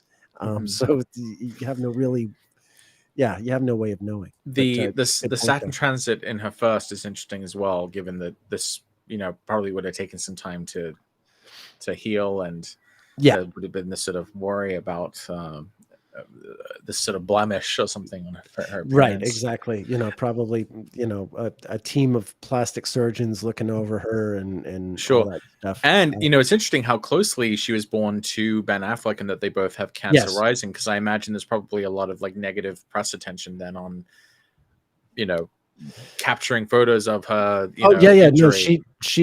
well, she was, here's Ben Affleck. Just I'll put them next to each other. Yeah, they're 2 weeks apart. So it's interesting that in the same Mercury retrograde, that kind of both Yes. Yeah. dealing with like was it the same one? No, it Yeah, wasn't. yeah, it was in 2003, in Three September 2003. So that 2003. The same same Mercury week. It was retrograde. the same week. Wow. Yeah. So it hit both of their Saturns in the 12th house. So one of them is dealing with basically both dealing with invasions of their privacy by Yeah. being at like a weak spot with Like their enemies in the press. I can show you her chart at that. This is my file on her, and you can see in 2003, like this is the surfing accident in August, but you can see like this guy just 2 weeks earlier had been arrested for the blackmail, and that's as Mercury was getting ready to go The retrograde. Christmas Carol composer? Surely it must just be the same name. No, he's this photographer. Back Oh, in okay. May of 1992, he took topless photos of her, and I think he was trying to blackmail her. So Wow. So 12th house stuff. yeah, he was sentenced. Here we are. He was sentenced on September 15th of 2005, but he was arrested August 12th. So the blackmail was literally going on. Obviously, if he's arrested here, this must be like right when he's blackmailing her. So this is during her 8th house year, activating her Saturn in the 12th house in the exact same way that it was for for Ben Affleck, and they were both dealing with, yeah, yeah. enemies I know, like with photographers. the with following year, cameras. she and Justin Timberlake got in this whole scuffle with paparazzi. This is when she's with, but there you are. Saturn was still in her first house at that point. I see. Yeah. And yeah, the blackmail trial, there's Saturn back in Cancer as it's starting, as the jury selection begins, so there you go. Wow. Yeah, it was a whole, I think by the time he's sentenced, Saturn must be in Leo. Yeah. By the time he was sentenced, Saturn was in Leo, but most of that was all Saturn in Cancer. Wow. And then here's another time she charges a photographer with assault. So yeah, I think that's going back to the paparazzi thing. And that's another Mercury. Oh, Mercury's with Mars, having just moved out of the third. Yeah, that's but I think that's a reference to this one, this is, I believe, Mercury about to go retrograde. This one when she was with Justin Timberlake. 23 days. It's a bit off. All right. Well, anyway, Yeah, Okay, wow, this that's was a a big really one. interesting comparison. Then, Yeah, yeah, for sure, for sure. And I guess while I still have all this up, I may as well just go to the next example I had. Oh yeah, Arnold Schwarzenegger's a Cancer rising, right? Arnold Schwarzenegger is also a Cancer rising, but he's got a Pisces midheaven because, he's born in Austria, which is at 47 north, so that's even a bit further now north than Montreal. Interestingly, is that right? Yeah, yeah, because New York City's 40. Okay, interesting. So he's in a 7th house perfection year, which would highlight the topic of partnerships.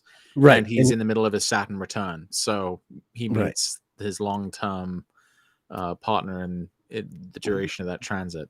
And his future wife. Yeah. Right. And she's a Kennedy. So here he is, this, Austrian immigrant. He hasn't been Conan yet. He's not a movie star yet. You know what I mean?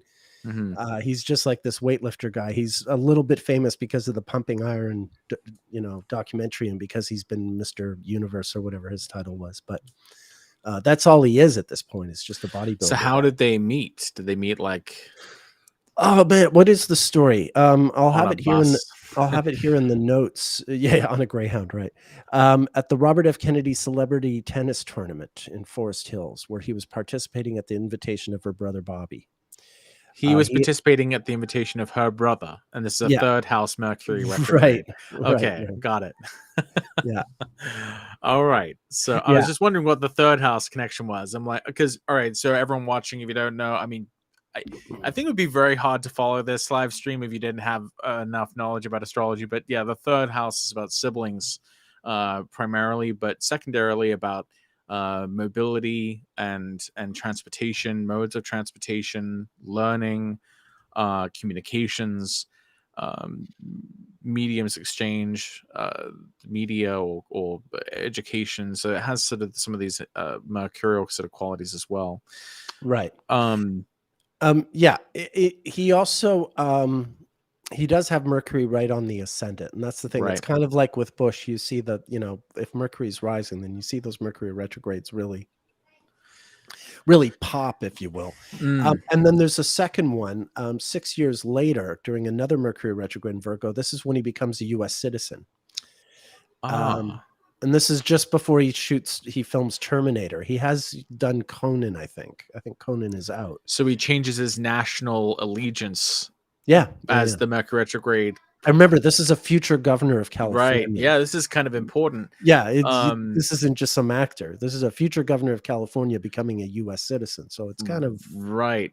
Yeah. That is so interesting. So you have Mercury, going from being an evening star to changing into a morning star. So switching sides, as it were, and that is happening right on his IC. That's fascinating. So we have those. Not only 3rd house significations, but also 4th or IC based significations. This is amazing. And keep in mind, his natal Mercury isn't only rising. He was born about 5 days before it, 5 days after it had stationed direct. So he's got this very slow. Everyone's got an Arnold impression, right? That's what I was thinking. Yeah. He's got a slow moving Mercury stationing direct, and he's literally famous for speaking English poorly. You know what I mean? Like it's part of his brand. Right. It's part of his brand. He has this sort of catchphrases, Right. That everyone chill out. Right. And they're not just catchphrases. They're such idiomatic catchphrases that sound really peculiar with a foreign accent. They're phrases that sound really natural in a North American accent, but with that Austrian accent, they suddenly sound like really, I'll be back. Any of us have said, I'll be back, Patrick, where are you going? I'll be back, Mom. Right. It's something any of us say any day, but he says it and suddenly it's this remarkable phrase. Anyway, this is that's Schwarzenegger. And then going back to the Kennedys, because I have kind of a Kennedy theme here. I Put just the thought I'd cookie point. down. Yeah, right. Robert F. Kennedy was assassinated when Mercury was just stationing retrograde in his third house. And I'm talking about this because it's sort of a segue into the next chart I want to talk about. Political assassinations in the United States don't typically happen when Mercury's retrograde.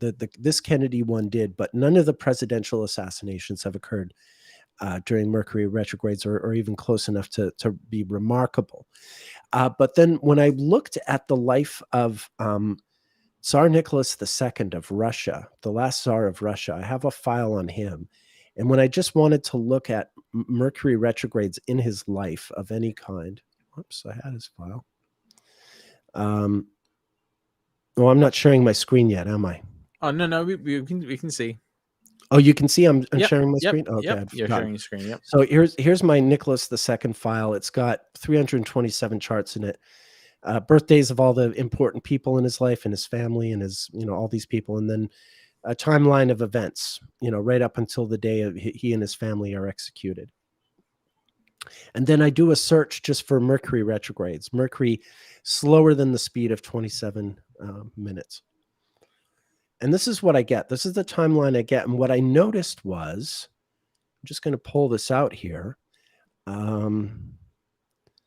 Assassination attempt, assassination,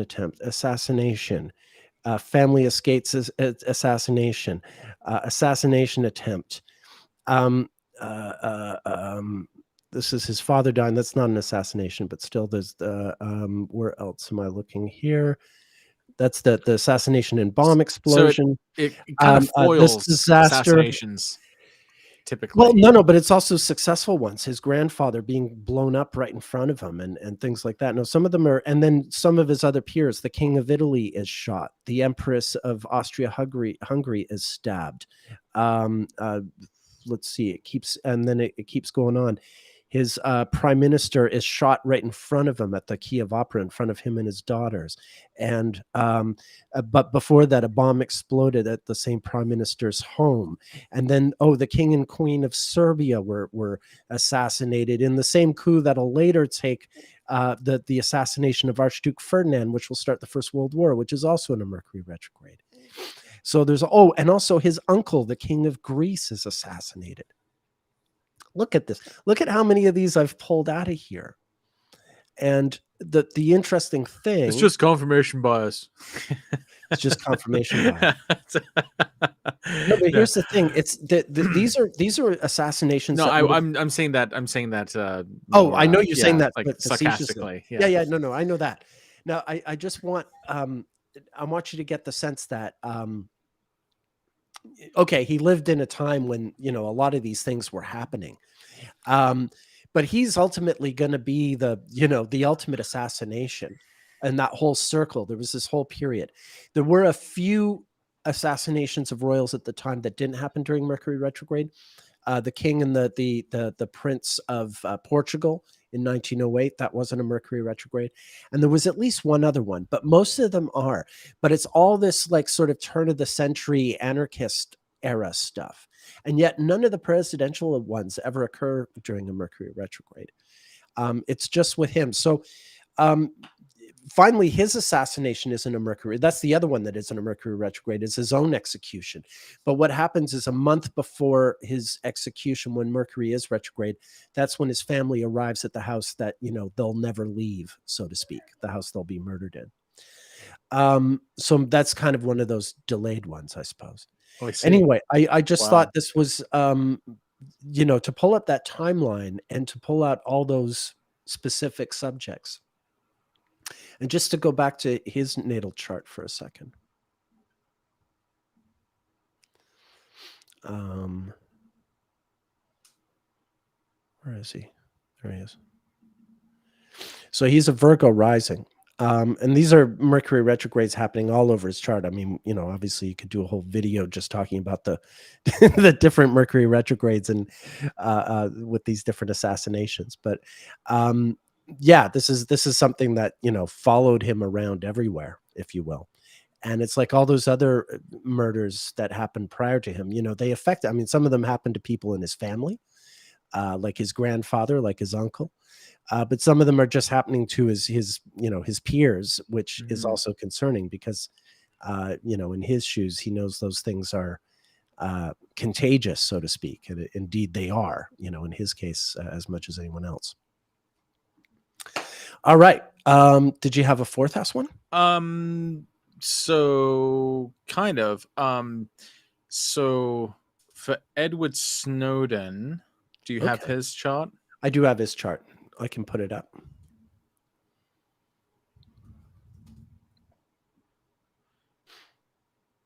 So I thought it was kind of interesting. Um, I knew that he was a Gemini rising, and so I knew that Mercury retrogrades in Virgo should involve like either changes in his home status or in his issues with parents or what have you. So I Right. looked.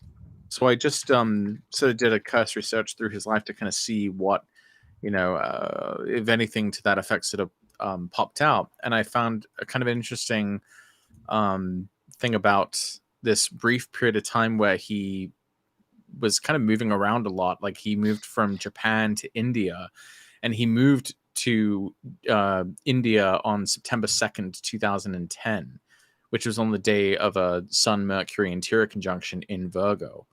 And while he was there, he was taking these like ethical hacking classes. And this is kind of this weird little sort of footnote in his Okay. life that I love it. he just you know changed his living situation, so sort of abruptly. And this he didn't stay there very long as far as I understand, but apparently this is a very important period for him because he sort of came into contact with these classes, these teachers who were teaching these sort of ethical hacking training courses or what have you. So this seems to be sort of important. Then the reason why this kind of stuck out to me as well is the fact that even though it doesn't seem to have a direct relevance to fourth house matters, in September 2016, that's when the movie about him is released. Right. Is in September 2016, which is during a Mercury retrograde in his fourth house. Right. Now, knowing that he's always the issue of home and house for him is a tricky one, for him, because he's had to move around so much to sort of cover his tracks and to be sort of living discreetly or privately. Mm-hmm. I just wonder if, because of the sort of renewed attention on him because of the publicity around that movie in September 2016, if this, for whatever reason, sort of caused him to have to move around, but I didn't really have that information. So No, I I think just, I think he's been in Moscow since then, right? yeah, But I think really, so. by the time the movie came out, he's been in Moscow, and I don't think he's left. I mean, I can only Mhm. imagine things must be weird now with the war going on. Right. I mean, that's got to be He awkward, like right. I can't imagine exactly, yeah, what it would be like to be him. But yeah, no, I'd be scared now. I mean, it's kind of a random one, but it was something that kind of Yeah. stuck out to me as No, being it's pretty clear. Like, it's really interesting. I've got his biography, but I haven't read it yet. But I know I kind of know the period you're talking about. So here's this conjunction down in the fourth. I mean, the fourth house is the private life. right. Like, I mean, just as much the 10th house is the public one. Perfectly square, this interior conjunction perfectly square is natal Mercury, which is right on the ascendant. And also, we're heading into a red 2 at this point. You know that, like, he's starting these courses. This Venus at 25 Libra is going to go all the way to his moon. Here, let's just go ahead week by week and using the time machine here. There it is. There's Venus going into Scorpio, and then it's going to go retrograde just after, just as it's going to catch up to Mars there. It stations retrograde on his moon, and then it goes backward and stations direct right on his Saturn Pluto conjunction. And this is when he's learning ethics. He's learning about ethical hacking Yeah, he's taking and all these. this stuff. I mean, it's just so interesting Right. to pinpoint his timeline to this period right here.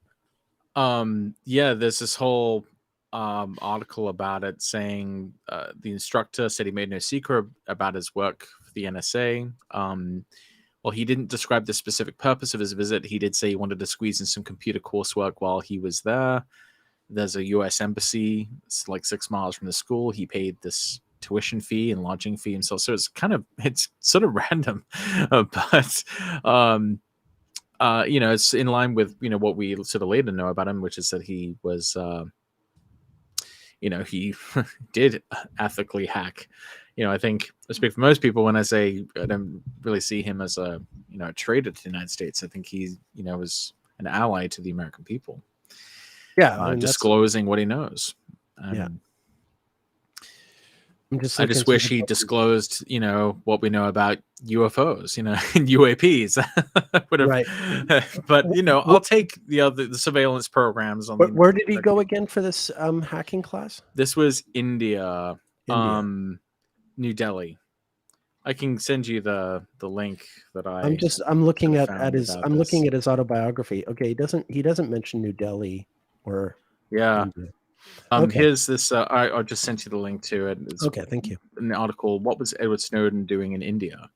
And it gives us this date, September 2nd, 2010, when he went there. So okay, he doesn't mention it in his autobiography. I'll have to. Yeah, I've been meaning to read it, and it's sitting there on my bookshelf like so many other things. But okay, I know for myself, for another kind of Mercury retrograde in the 4th house type of story. I was born with Mercury retrograde in the 4th house in Scorpio. Yes, you were, yeah. And I've lived in many different countries. Well, 3 3 different countries. I've lived but I did I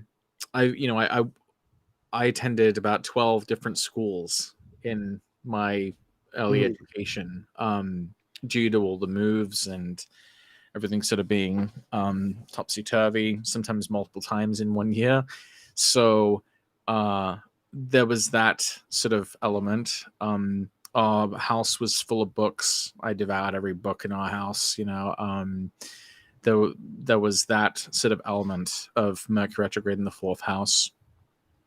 But with Mercury transiting retrograde through my 4th house, there was a Mercury retrograde in, I believe, October of 2020. Mercury retrograde in Scorpio in 2020. And it was kind of interesting because earlier in that year, my wife and I were at that point trying to move out of Phoenix. And we had the house all packed up and we thought we were ready to sell. But then it turns out there was like this giant problem in one of our bathrooms that needed to be fixed before we could really put the house on the market. And it was going to take too much money to fix. So we ended up having to take the sale off. And I remember at the time my wife was asking me, like, what does it say in our charts, about this move? And I said, honestly, I would not have predicted that we were going to move based on these transits. And then, of course, everything happened that caused us to have to pull out. But I said, however, we do have that Mercury retrograde in October of 2020, which there should be something surrounding this topic of houses. But, I don't know what it would be, since we're done, basically with the idea of selling the house.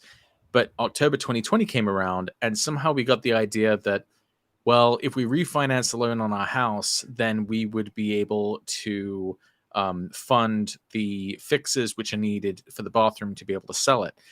And at that particular time, I did not have enough work history with my work as an astrologer to be able to qualify for a loan. So we had to get her parents to co-sign on that refinance. And this is during COVID, and this is with her mother, who was a sort of hypochondriac as well, on top of all the COVID restrictions. So it was Mercury retrograde in our 4th house, and we were at her parents' house, and we're like all out on the lawn, and it's like nighttime, and we all have these like lamps out, and we're like signing these papers, like hundreds of papers that we're having to sign, with this preparer guy, this witness who had to, see us do all of this paperwork on the lawn. But finally we were able to do it, and thankfully it had sort of all worked out. But it was very, very kind of a crazy sort of situation.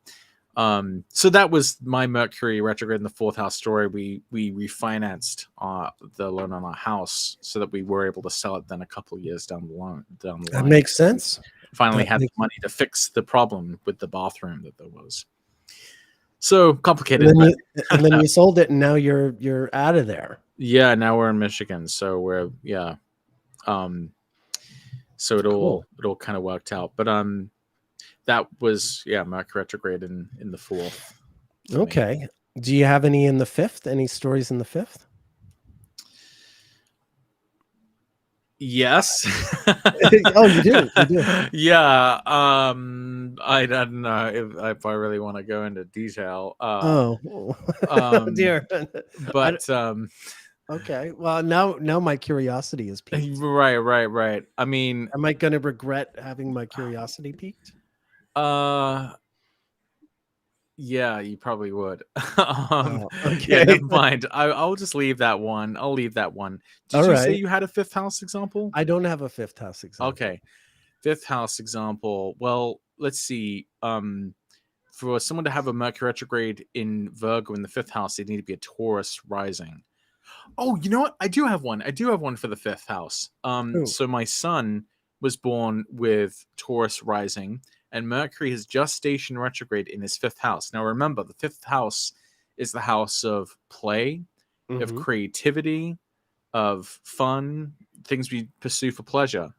And so I don't know exactly why this happened now, but we have all this like music equipment for this computer with all of the software on it where we've done a lot of our former musical projects, and my wife had bought this course on how to use the software that she bought for herself when she was sort of learning how to use it. But I don't know how we got the idea to do this very recently. I think this is all sort of my wife doing this, but basically we introduced my son to this program, to Ableton, for him to be able to construct songs, construct beats and patterns and things like that. And so he's really taken to it. Nice. he's really, so he's already made like a few little like songs, that he's shown us that are really interesting. And I think of myself at his age, at 9, and I never would have been able to have made something like that without that sort of tool. Like I think of what I might have done with that kind of software if I had that in my hands sure. at 9 years old. So he has that now, and he's like really, I mean, to the point where just the other day he like got up at like 6 in the morning, and the first thing he did was go down there and Nice. get on that computer and start keep working on his little tunes he's working on. So I thought that was pretty amazing. With Taurus rising, Mercury stationing retrograde in his fifth house, and he comes into learning how to use pretty quickly. He like caught onto this really quickly, how to use this music making software. So I think that's a great fifth house Mercury type of experience. For sure. I'm gonna pull up one. There's not necessarily anything specific to talk about, but maybe this is one that we all keep our eyes on, because this is someone who tends to be in the news. I was just looking at like sort of people who are Taurus rising, who are like in the public eye these days. And Joe Rogan first of all, he's a red 5. He was born with Venus retrograde. It was in Virgo back in the day. He's a year older than me.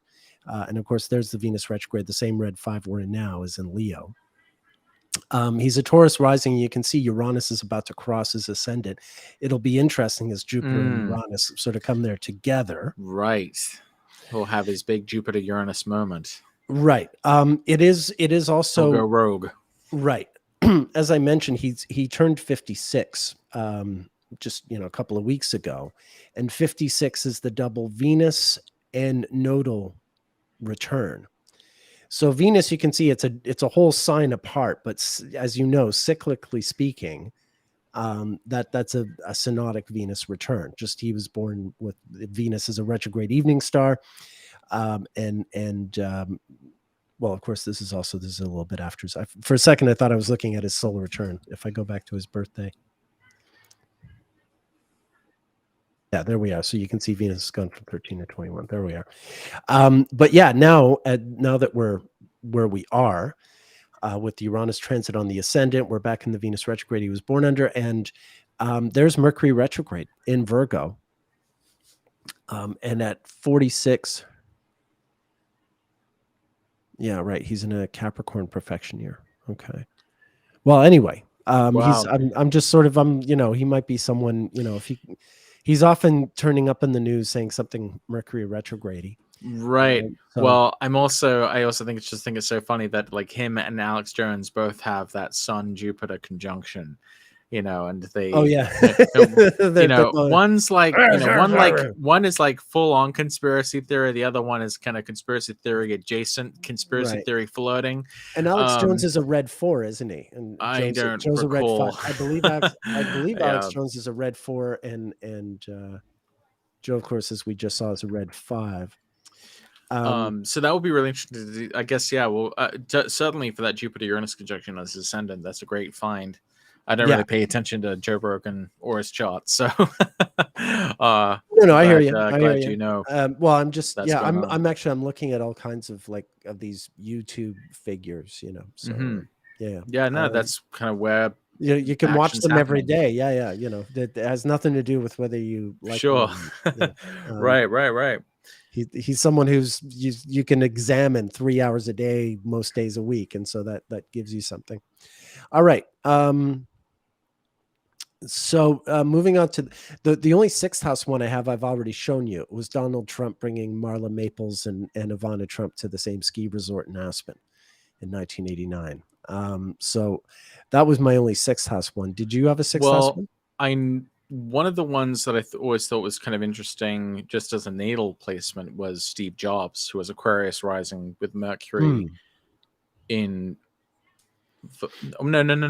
No. I think that's wrong. He has Virgo rising with Mercury and Aquarius, not Aquarius rising with Mercury and Virgo. Yeah, no, Well, that's scratch right. that. I was going to bring him up earlier. Scratch that. Yeah, he would be having it in the first if we were still Yeah, alive. he has Virgo rising. Yeah. Yeah, but yeah. So I don't have one for the sixth house, but let's see if we can think of.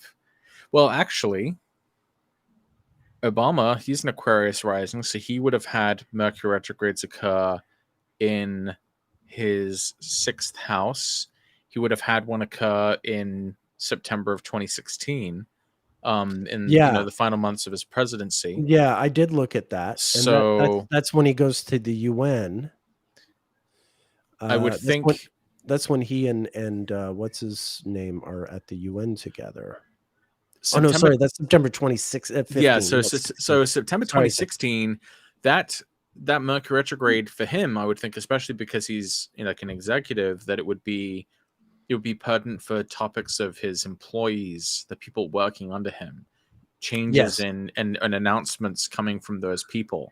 So this is interesting too, because we know that this was right before the election, and there's probably all the people working under him were probably trying to figure out what position they might still be able to get in a potential Hillary Clinton administration, or maybe saying that they're moving on or moving to some other career goal. Sure, but there are other things like James Comey is technically Obama's employee at this time, and he's bringing up things, going rogue, going rogue, as it were, and yeah, there are funny things happening in Obama's, but Obama, Virgo is Obama's 8th house, not his 6th house. You're absolutely correct. Yeah, no, but I kind of went along with you until I could put the chart up. It is I was busy looking for the chart, and then as soon as it is a Mercury retrograde after all.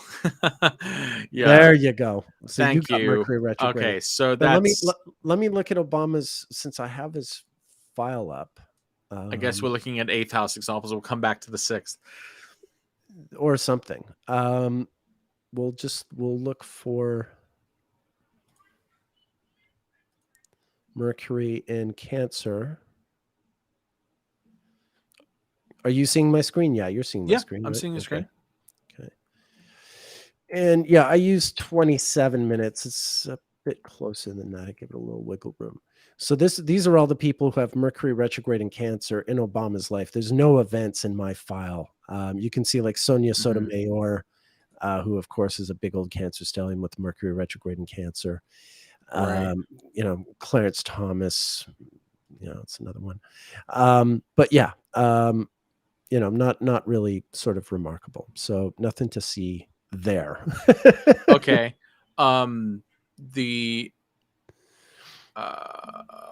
Well, let's see. Do you have any 7th house ones? Maybe we just skip the 6th for now. I didn't have any 7th house ones. So that would be Pisces rising. I'm trying to think of some people who has have Pisces rising. Here, let's take a trip through my database. See if we find anyone together. People seem to like looking at it anyway. So these are just my time charts, and then I'll look for anyone. I'll get rid of this stuff, and I'll look for sign ascendant in Pisces.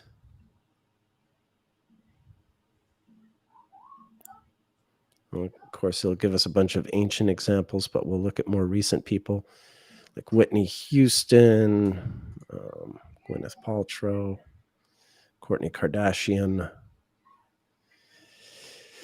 So in theory, these events should be most relevant for the topic of partnerships, right? Yeah. So I'm just trying to think who.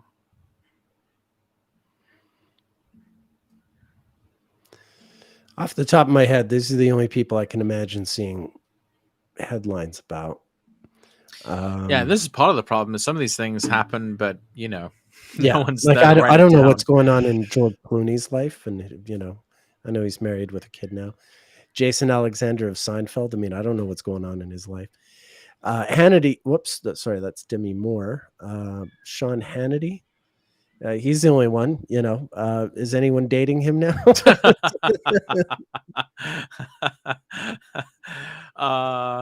Yeah, I don't know, but I also don't want to know. Yeah. Gwyneth Paltrow is someone, I don't know what's going on with her. I don't really follow her anymore. Wait. We know a little bit about her relationships because I know in the past. I mean, I do have a file on her. She's been with like Brad Pitt. Wasn't she also with the guy from Ben Affleck for a while?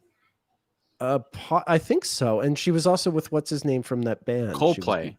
She was married to him. They'd had the conscious uncoupling, so we might be able to. Who knows? Maybe we'll figure out. All right, so let's see this here. This is like a live astrology here. Live astrology. Let's see. My file on Gwyneth is really old, as are a lot of these, because I was doing celebrity astrology a lot more like 20 years ago than I am now. Okay, so these are Mercury retrograde events in her life. Her father died when Mercury was retrograde in her 7th. Okay. Oh.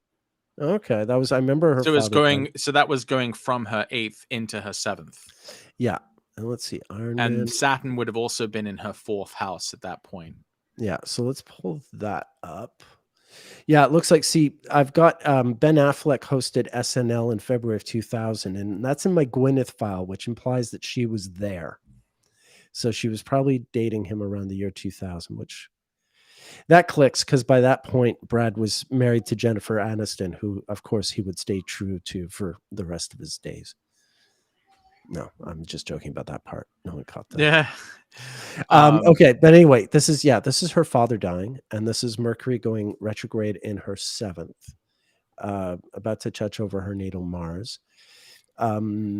She had just turned 30. Right. And at 30, I mean, that's the thing is like, I mean, properly the Mars return is at 32, but at 30, it can be quite close, especially like when it's something like a close conjunction like this.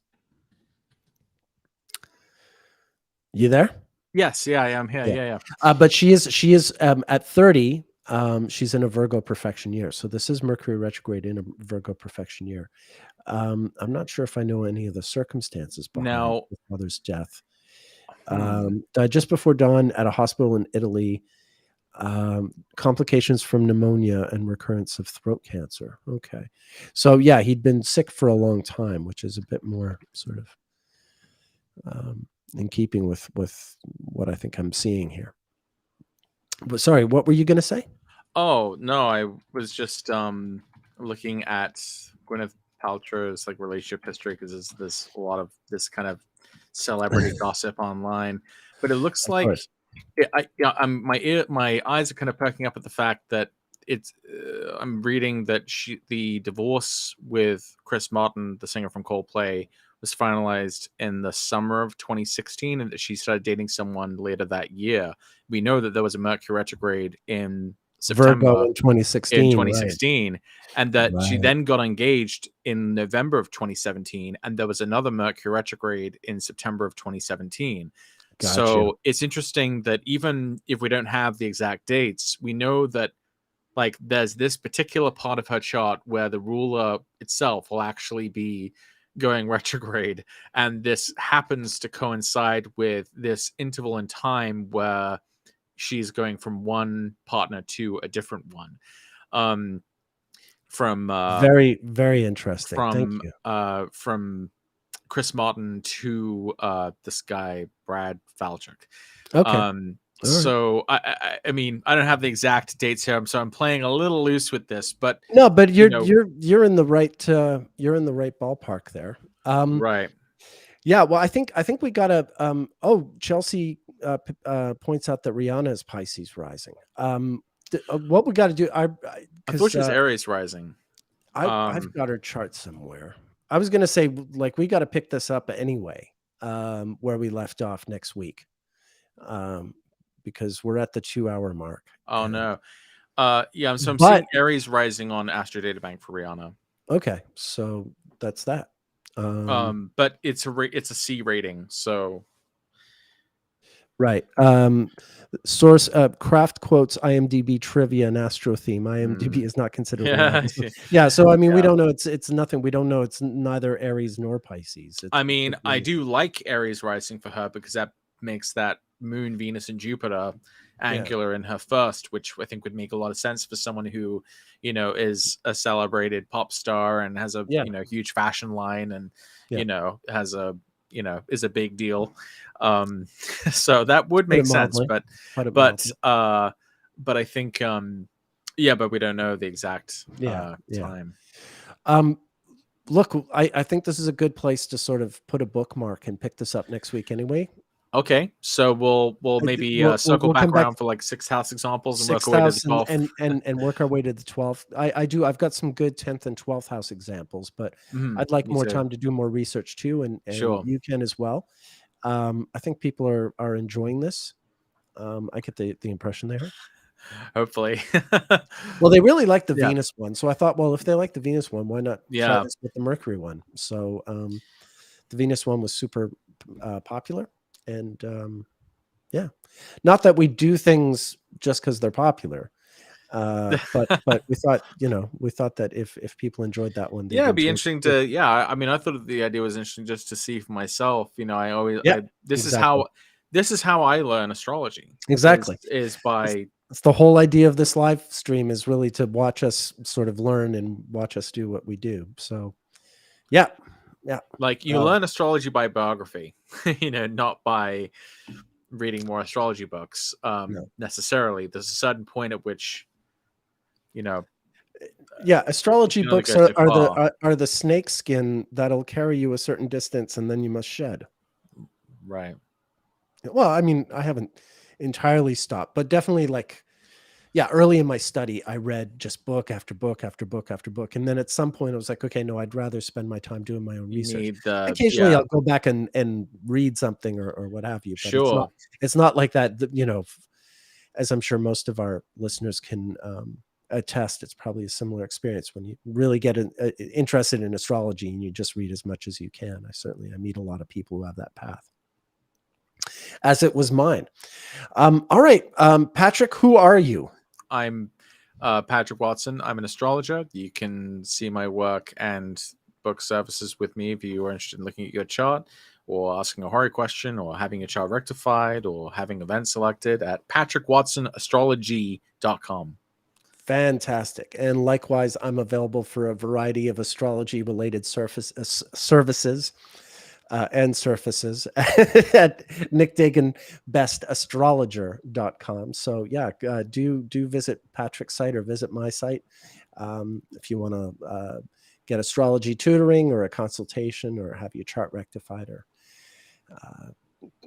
have an electional for something that you're trying to accomplish, anything like that, we're available. Do come see us. And Patrick, thank you so much. As always, it's been a great pleasure. This is a good one. And we'll see you next week. Bye. All right. Goodbye, everyone.